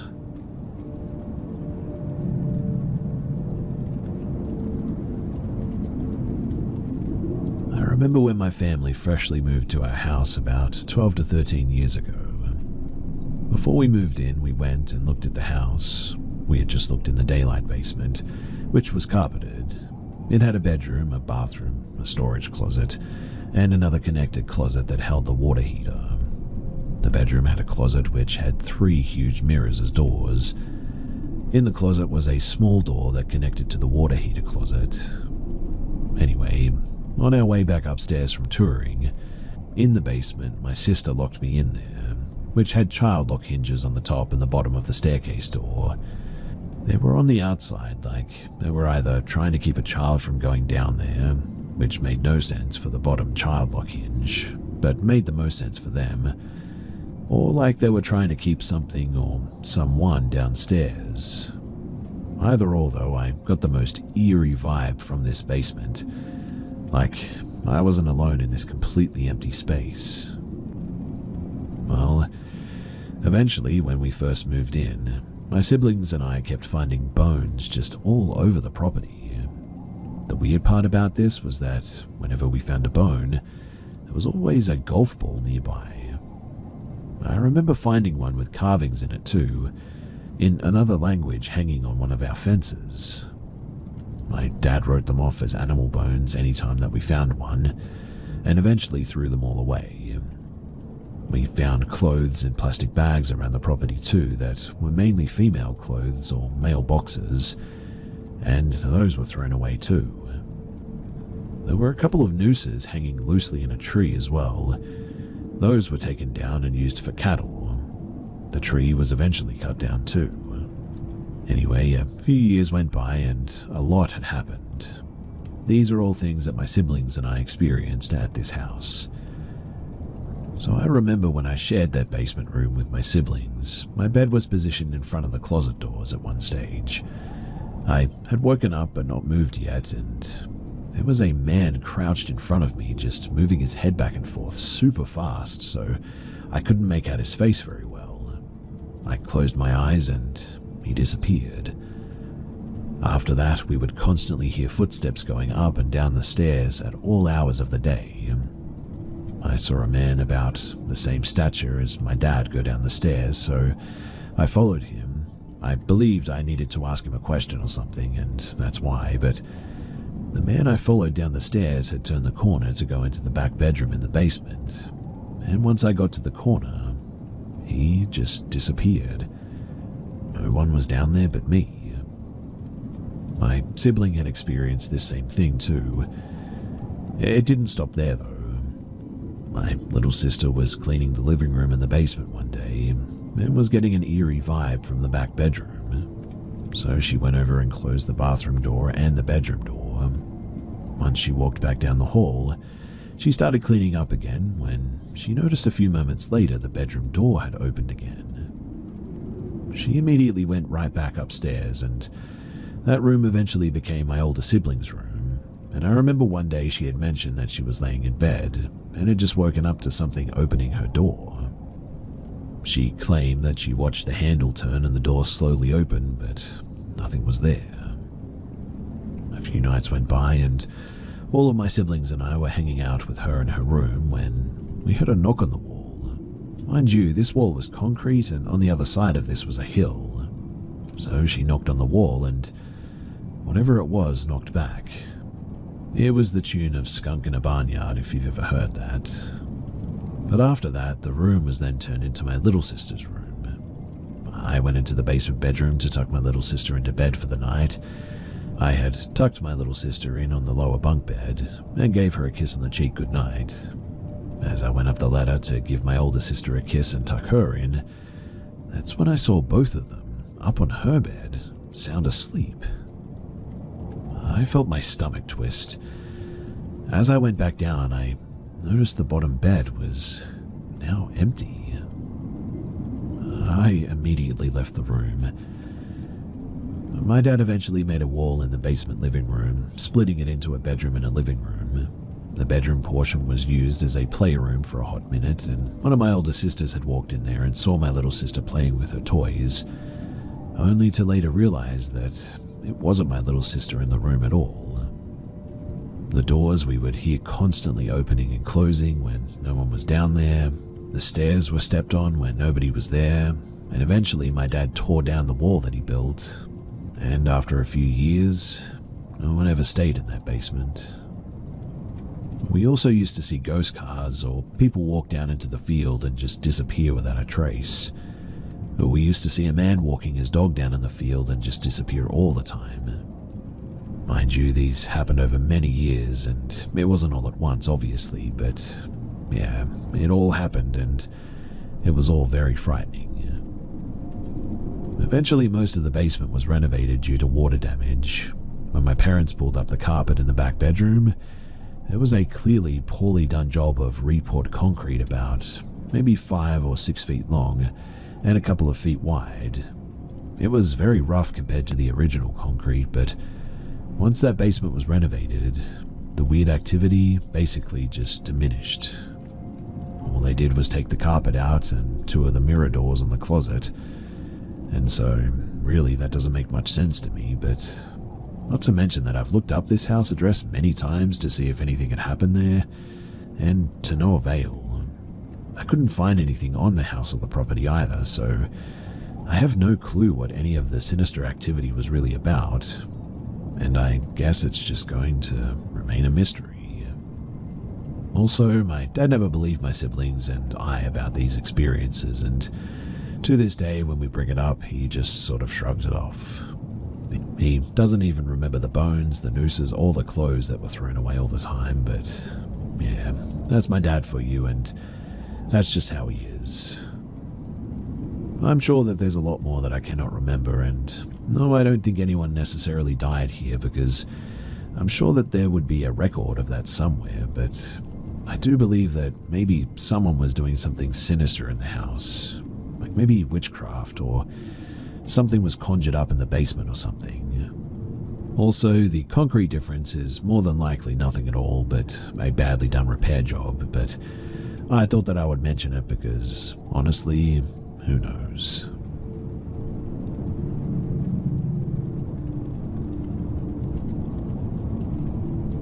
So this was like a decade or so ago, but I've always wanted to know what this thing is.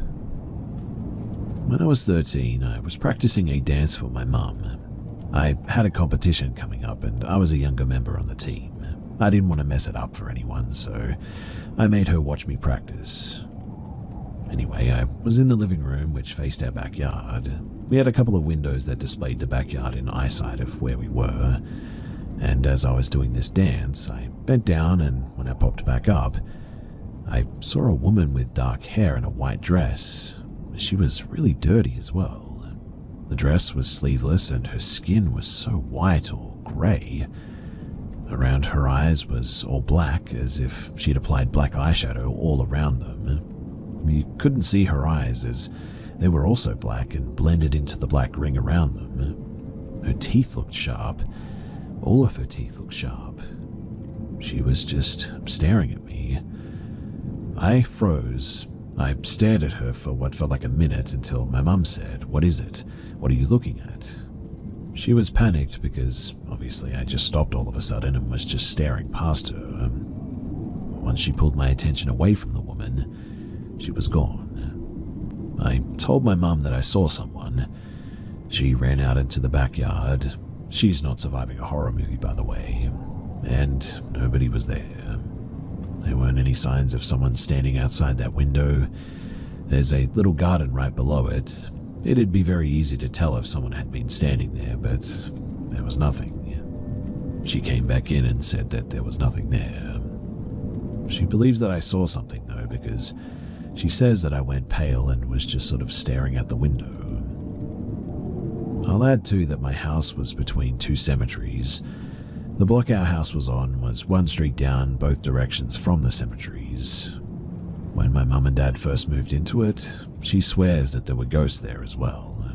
She would hear whistling often, but nobody else was home. It unnerved her so badly that she had people come look at the house and cleanse it. But I don't know much about that. Every now and then, one of us would sort of catch a glimpse of a shadow or something, though. When my sister was a kid, she was terrified of a man in the drain, but none of us saw it besides her. My dad and brother don't believe in all that, but me, my mum, and my sister, we all swear that we've seen or heard things. I don't know if that's useful information to anyone, but I felt like it was relevant to add it. But none of us had ever really seen something in such a way as I did. I never saw the woman again, mind you, but I can picture her so clearly. It sent a chill down my spine, but I just couldn't look away from her. And honestly, as cliche as this sounds, she was like the ghost from The Ring or The Grudge, but a bit different. Like, The Ring or The Grudge aren't quite what she looked like, but they're kind of similar in regards to the white dress and the long black hair, I guess. I know that this sounds crazy, but I swear to you that I'm not insane.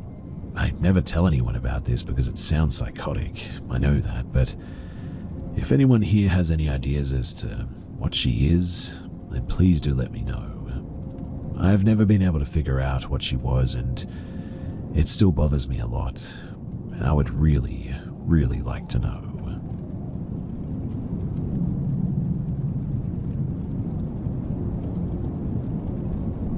This is a story about an old barn that my dad was thinking about buying one time. The location was up in northeastern Montana. The barn had been a part of an old ranch at one time, but the rest of the homestead had been destroyed or otherwise dismantled. So the barn was really the only building left standing on a nice flat piece of ground, perfect for renovation for an indoor workspace, storage, vehicles, or gear or something like that. Anyway, I went up with my dad when we went to walk through the place and take a look at the interior, and it was immaculate inside. The barn had 4 or 5 center stanchions about 10 feet apart down the middle of the barn from the floor to the roof. The place was quite sturdy because of this as well. The owner of the land had cleaned this barn up and kept it pretty nice inside for his personal use, and had put down a layer of gravel inside the barn over the original dirt floor in order to keep dust to a minimum. Dad had bought one of those wind-up cameras from the store where you could sort of wind the wheel and snap like 15 photos or something, and have the photos developed at Walmart. So Dad took a bunch of photos of the interior and the exterior of the barn so that he could show Mum the building once he got them developed. He got the photos back from Walmart about a week later, brought them home, and we looked through them as a family around the supper table that night in our kitchen. All the photos were normal, except for one. It was of the interior, taken from the inside, the front door, a few paces in, I would guess. And in this particular photo, the barn was a complete mess. Nothing like it had been when we were there. Just hay everywhere, falling from the hayloft, and no gravel covering the dirt floor or anything. When we pulled this photo out from the stack, we were kind of confused and thought that maybe we had gotten somebody else's photo in our group of photos. But it was clearly the same barn. The thing that stood out to our family about this photo of the interior of this barn was on the first center stanchion there was a silhouette of a man, but with no head, and footprints on the dirt floor leading in, but not out of the barn, stopping at the first stanchion. Dad and I went back up to northeastern Montana later that year in the fall to do some hunting, so we went and spoke to the guy who owned this barn, showed him our photos, and the weird photo as well. When we showed him that photo, his face immediately went pale white, and the look in his eyes was one that I had never seen in another person. He told us that his grandpa had been murdered when he was a small kid, but his parents never told him about what happened, and the murder was never solved. Needless to say, Dad never bought the barn, and the owner, he had it torn down the next year. And it is definitely one of the spookiest things that I've ever been a part of in my life.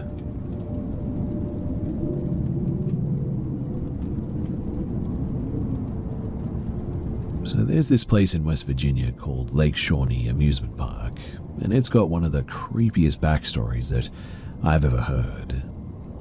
It's been abandoned since the 80s, but people still talk about the weird stuff that happens there. The land it sits on has a violent past. Back in 1785, a settler named Mitchell Clay lost 3 of his kids. 2 were killed by Native Americans, and the 3rd was captured and burned at the stake. Clay and some others retaliated by killing several Native Americans. And so yeah, not exactly a peaceful ground to build on. Well, fast forward to 1926, when a guy named Conley Snitto decided to open an amusement park there. It had all the usual stuff: a Ferris wheel, a swing ride, even a swimming pool. But accidents started piling up. 2 kids drowned in the pool, and in 1966, a little girl died on the swing ride after a delivery truck backed into it. The park eventually shut down in 1967 after failing a health inspection. In the 80s, a former employee named Gaylord White bought the land and tried to reopen the park, but after just one season, it closed again. Insurance costs were too high. Then things got even weirder. White's crew started digging for a new attraction and found Native American artifacts and human remains. Archaeologists eventually uncovered 13 skeletons, mostly kids.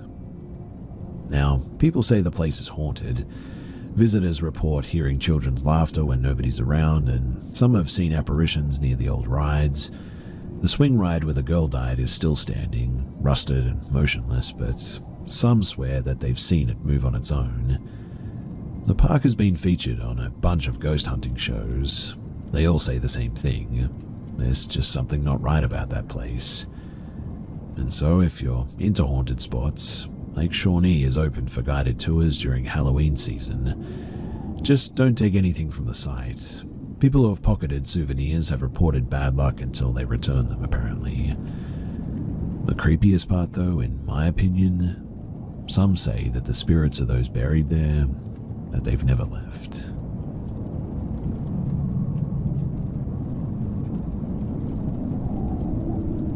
So this happened when I was in the 10th grade. My class went to the state fair for an agricultural show. The class was pretty small and the teacher was kind of doing his own thing. He told us that we should all meet up at a certain location at a certain time.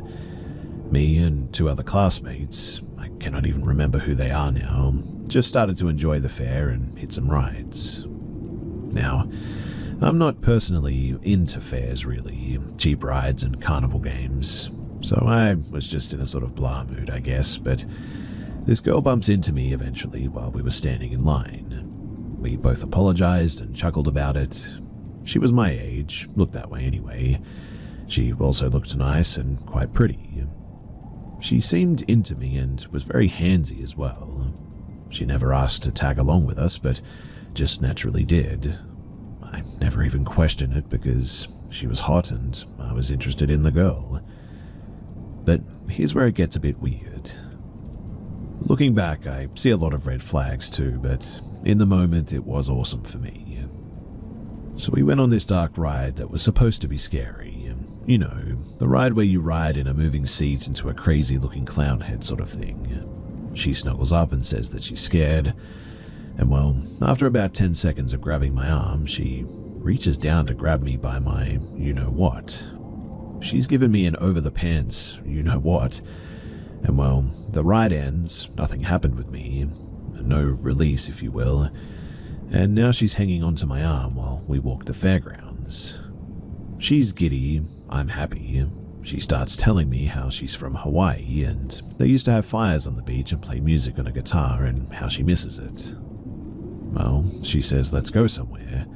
Sure thing, I say. Whatever you say. She proceeds to take me to the section of campers where all the carnies live after work. She takes me to this specific spot where 3 campers were in the shape of a triangle and we were in the center. She pulls me close to her body and starts making out with me like a mad person. Keep in mind too that I've barely done anything like this. I was scared out of my mind of getting caught, in fact, but she keeps my attention to her because I was sort of looking around. She asked if I wanted to go inside. I said, inside where? And she said, that camper, and pointed to a really crusty looking camper. And I was about to say sure, and then a security guard caught us and made us leave the area. She bolted and I went back to my friends. I didn't see her the rest of the time that we were there, which was at least another couple of hours, and I was keeping a keen eye out for her. Now, I have thoughts about what was in that camper, what would have happened to me. Was she a prostitute? Was she a ploy to get me inside, and they would lock me in a box just big enough to live until I was transported? Would I have been in the sex industry the rest of my life? I have trauma and nightmares from this, in fact, and while it may have just been me overthinking things, maybe she really did just want to hook up. But something tells me that I think that I definitely dodged a bullet.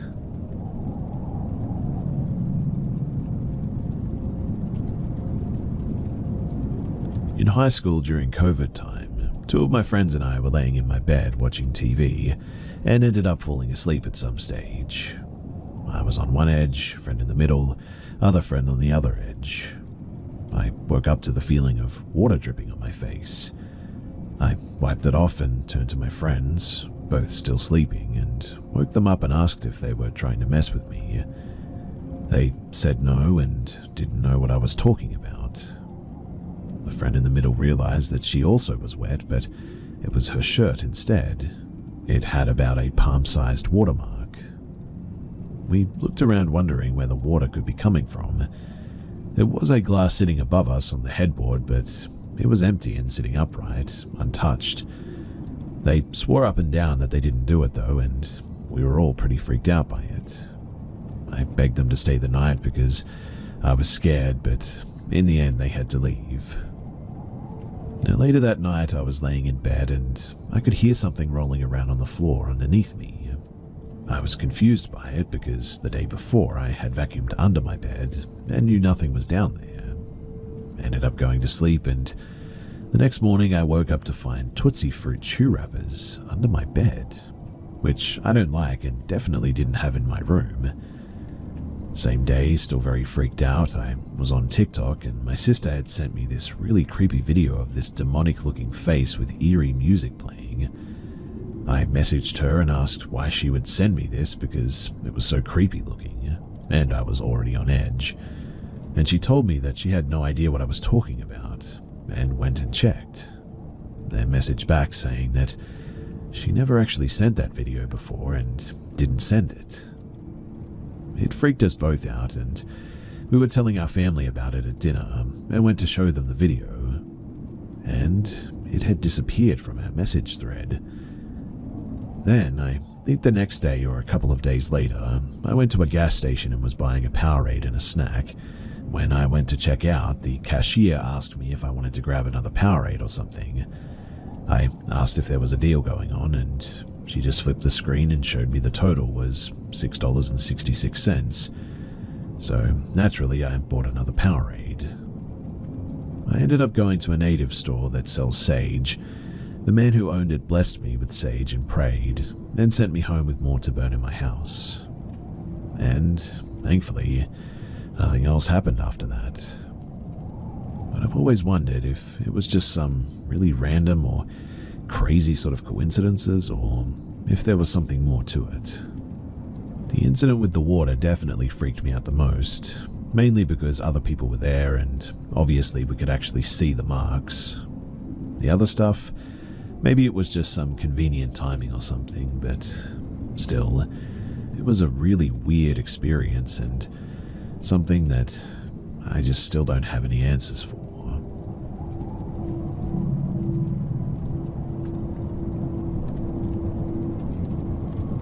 Recently, I've gone down a rabbit hole of spooky things and figured that maybe it would be worth talking about my own odd experience here. I don't really talk about it in my own life with people that I know personally because it makes my skin crawl and it's weird. But I thought that I would share it here just in case someone might know something. So when I was younger, I had a lot of issues with sleep. I don't remember a whole lot of my childhood, but I know that I wouldn't sleep for long periods of time, frequently bothered my parents in the middle of the night, in fact, had reoccurring nightmare terrors, and would even talk in my sleep. I freaked my dad out many times when I'd get up and wait for him to finish whatever he was doing to talk.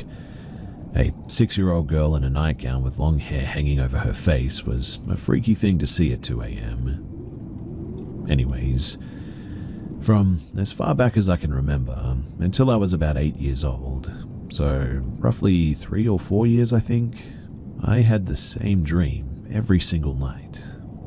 My bed was right under a window, and I liked to sleep with the curtains partially open so I could look at the moon. It was a 1-story house and my bedroom was at the front. And every single night, and I'm not exaggerating, I truly mean every single night, I would dream that I woke up to see a humanoid creature outside of my window. It was extremely tall enough that I could see most of its body framed by the window. It had like greyish, yellowy skin and wore no clothes. Its shoulders reached the very top of my window, and its torso was nearly the whole length of the window, and I could see the tops of its legs toward the bottom. It had its hands pressed into the glass and its fingers splayed out. But then, the real freaky part. Its neck reached above the window and then sort of looped back down so that its head was visible to the side of its body. It had no hair, massive grey-white eyes, 2 slits for a nose, and a giant grin on its face. And I mean giant. It stretched its skin out on its cheeks and chin, and teeth were so long and jagged and thin, and they were like a dirty yellow sort of color. It never did anything, mind you. Didn't even blink and just stood there staring at me until I'd wake up in a panic. So, like I said, I saw this creature every night for years. I never told my parents about it. I tried shutting my curtains when I went to bed, but when the dream started, my curtains would be inexplicably open. And then when I woke up, they'd also be partially open, as if I'd never even closed them. Eventually, I told my grandma about the dream when I slept over at her house, and I didn't have the dream for the first time in years after that. And she gave me this tiny clay figurine and told me to sleep with it by my bedside, and that I would never have that dream again. I did as she said, and inexplicably, I never did see the creature again. I still had night terrors and recurring nightmares, but that specific creature just never visited me again. I'm 23 now, and I still sleep with the figurine at my bedside. I've never seen that thing again ever since then, and I'm an insomniac and have experienced sleep paralysis a number of times in my adulthood, frequently experienced night terrors, and have been prescribed a number of sleep medications that I never end up taking long term because of the side effects. At this point, I'm very good at running on little to no sleep, and I have experienced hallucinations during sleep paralysis where I've seen horrible things and had dreams that have left me messed up for days. Still though, I've never seen that creature again. The memory of those dreams is the clearest memory of my childhood that I have. I can remember exactly how it looked, exactly how it felt to lay in my bed and stare at it between my purple curtains, exactly how silent and still it was. And because of this, I don't ever open my blinds at night. I don't particularly believe in the supernatural or anything. I take a firm, it's probably not real, but just in case it is, I'm not going to mess with it, stance on any of that stuff. I hear paranormal stories and immediately consider all the regular things like sleep deprivation and carbon monoxide poisoning before I ever assume ghosts. I've never experienced anything paranormal in my life, aside from what I've outlined here, and I truly believe 100%, however, that this was not a natural thing that happened. I could forgive it as a reoccurring dream or childhood nightmare, but it happened too regularly and far too frequently to think that. I don't know what it was or why, but I really don't think that it was something normal or easily explained, I guess, is what I'm trying to get at. And so, that's my story. Like I said, I really don't talk about it too much. I try not to think about it, in fact, but maybe sharing it out here will be beneficial. So if you've listened this far, then thanks for listening.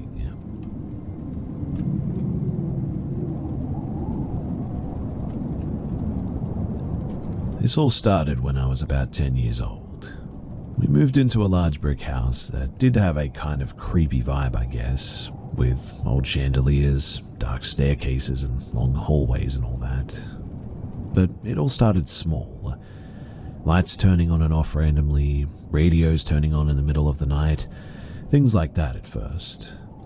Quite honestly, too, I just sort of explained it all away. I'm really not sure how, but I didn't think too much of it at first.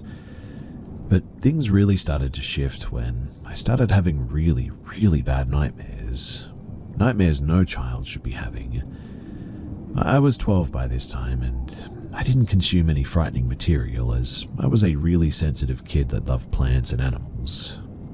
I started waking up from nightmares around 3 usually, and just having these insane feelings of dread and terror, not just from the dream, but I thought that didn't help, but by a palpable feeling in the air, I guess. I would then hear footsteps walking down the hallway and stop in front of my door. Then my door would creak open, and though I couldn't see anything, I was frozen in fear.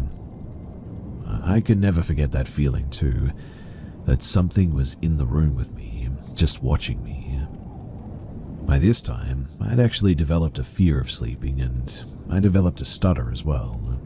I really thought that something was psychologically going on with me, and so I finally got up the courage to tell my mum, and I didn't understand what was happening, so I told her that I needed to see a psychologist. She asked me why, and I told her that something was upstairs at night. And she looked at me in this weird way, raised her eyebrows, and never brought it up again. This was in the 90s, so no one talked about this stuff. But after that, I assumed that I was alone in this experience. That's how it started, but then it got more violent. I started having dreams about a dark figure with red eyes hovering over me when I slept. It was a horrible feeling, same as in real life. I would try to say the word Jesus in the dream, as I had heard saying his name could dispel something evil. In the dream, the figure would reach out and grab me by my neck and choke me so that I couldn't say a word. I would wake up gasping for air, and then the paranormal activity would ensue. I even heard voices, laughter, and could swear that I saw a figure in the corner of my room. One night when I was avoiding sleeping, I was playing video games with my younger brother, and it was around midnight. He asked what I was still doing up, and I said that I just couldn't sleep. He said, "Because of the thing that lives up here?" And my eyes immediately got so wide. We were not a sharing, emotional, or talkative family, so this piece of information changed, well, everything. We began swapping stories, and before I could even describe my dreams, he told me that his friend saw a black figure with red eyes and refused to ever sleep over again. And I knew then that I wasn't crazy at this point. But really, the story just began here. My early teenage years were nearly absorbed by dealing with this thing and trying to understand what it wanted, why it was there, and how to be rid of it. It's a long story, but to summarize, I learned it was some sort of an entity that fed on fear. The more afraid it could make me, the more powerful it seemed to become, and the more frequently things would happen. I had to teach myself to not be afraid of it, and that was a whole journey, let me tell you. I needed to believe that I was more powerful than it, and I will never forget this as long as I live. Once I moved in college times as well, I never experienced it again.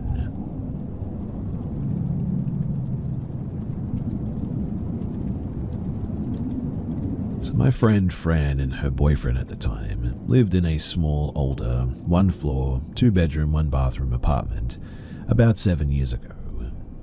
It wasn't in the best area, and the walls were thin, so we could hear the neighbors, each other across the apartment, etc. My friends were struggling for money and got a job offer together to work in another state for a month in December. They didn't want to leave the apartment alone for that time, so they asked another friend, Jude, and myself to house sit for them. We didn't have jobs at the time, and we had spent the night there plenty of times before, so we didn't have a problem doing that for them. Jude and I slept in their bedroom since the secondary bedroom was occupied by Fran's sister, Denise, who was in and out of the house pretty much every day. Basically, she was only there to sleep and was there from about maybe 8 p.m. to 7 a.m. Denise's son, 6 to 7 years old, visited every so often as well and was a sleepwalker or got up in the middle of the night.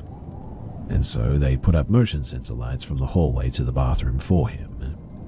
These lights went off all the time, even though it took a person to trigger them.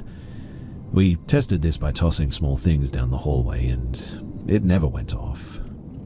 And that was really just the start of it all. Now, the apartment was decorated with Christmas things. They had a tree, bells hanging on the doorknobs, mistletoe hanging in the hallway, stickers on the wall, paper decorations on the coffee tables, and even a little inflatable Santa sitting in a dining room chair. Jude and I were in the living room sitting on the couch on our phones. Behind the couch was a wall sort of connected to the hallway which led to the bedrooms and the bathroom. To the right was the doorway leading to the kitchen and the mudroom, and to the left of the couch was the main entry of the apartment. Now, while we were chilling, we heard a repetitive slapping sort of sound, but just couldn't pinpoint where it was coming from. Using my peripheral vision, the mistletoe hanging in the entry above the hallway was swinging very fast, and the longer that I watched it, the more it seemed to slow down. Then it got smacked and landed across the living room. Even though it was winter, we never turned on the heater or the fans or anything, and the way that it got tossed across the room just couldn't have happened from the tape or tack holding it in place. I turned to Jude after that all happened, and he just said, "Yeah, I saw that too." We just picked it off the floor, set it on the table, and I guess we just acted like it didn't even happen. On another occasion, when Jude and I were hanging out in the living room, we watched one of the paper decorations fall off of the coffee table and fall down the Christmas tree. Then we heard a thud in the hallway, and we ignored both things until bedtime. The bedrooms faced each other, and in between them was a blank wall where Fran hung Christmas paintings and all that. The painting was on the floor but leaning against the wall, and the nail holding it up was still on the wall, so it's not like the nail was loose or anything. We also heard the jingle of bells on the doorknobs jingle on their own as well, and Jude was in the apartment alone for a day when I went home to do some laundry. He was in the kitchen cooking some ramen on the stove and felt something swipe his back, he said. When he turned around to see what it was, the inflatable Santa was turned around facing him, and at that he got a really bad feeling. He ditched his noodles and went to his room and went to bed.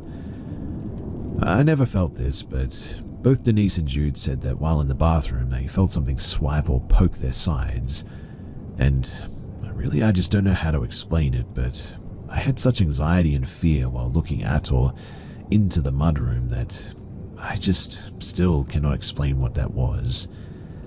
I always focused on a dark spot in there, and I never saw anything happen, but I guess I was always anticipating to see something. With all that said, it never really felt evil or unwelcoming, I guess. Fran had been very stressed dealing with things between her boyfriend and Denise. I know entities feed off of negative energy, so I guess we just sort of chalked it up to that in the end. We told Fran right when she got home, and she told us that she had recently experienced things there too. One being that she saw Denise's boyfriend come out of the hallway and head towards the main entrance. She was about to ask him something, but didn't see him in the living room, and the door hadn't been opened, and he was actually in Denise's room the whole time. And yeah, these are pretty unforgettable things, and something that I guess will just stick with me for as long as I live.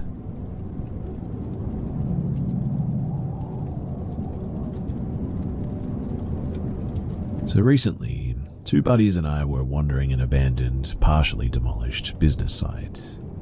There was a long, narrow warehouse-type structure with a ramp inside about halfway, but we entered at the rear through a doorway, mostly empty, some boxes and chairs strewn about, but on the right side towards the ramp was a small closet with cans of paint and chemical-like thinners. There was no door to this room, and I went into the closet to take a look. The air was immediately heavy and oppressing, warm even, yet I could feel the hair on my arms standing up. I couldn't move to get out of the closet all of a sudden, and then I started screaming. In my mind, I saw a woman's arms flailing, and my screams were her screams. I heard, "Stop, you're hurting me, get off of me." My friend Mike grabbed my arm and pulled me out of the closet. I then felt fine and calmed down right away. I felt maybe it was the chemicals floating in the air that did something to my brain or whatever. We then all walked down the ramp towards the exit, which was the entire far wall. No door or wall, just open. We're almost at the door when Mike and I stop walking and turn around. Bernie walked a few paces more, then stopped because we stopped. "Are you seeing this?" Mike asked. I was seeing it, but Bernie wasn't. He thought that we were joking around or being stupid, but Mike and I saw something. Slowly floating down the ramp towards us was a black figure. It was the shape of a human shadow with no feet, just the outline. Circling along the floor, up the wall, across the ceiling, down the other wall and along the floor again, just in front of this dark figure, was a bright blue and white light orb. Mike and I just stood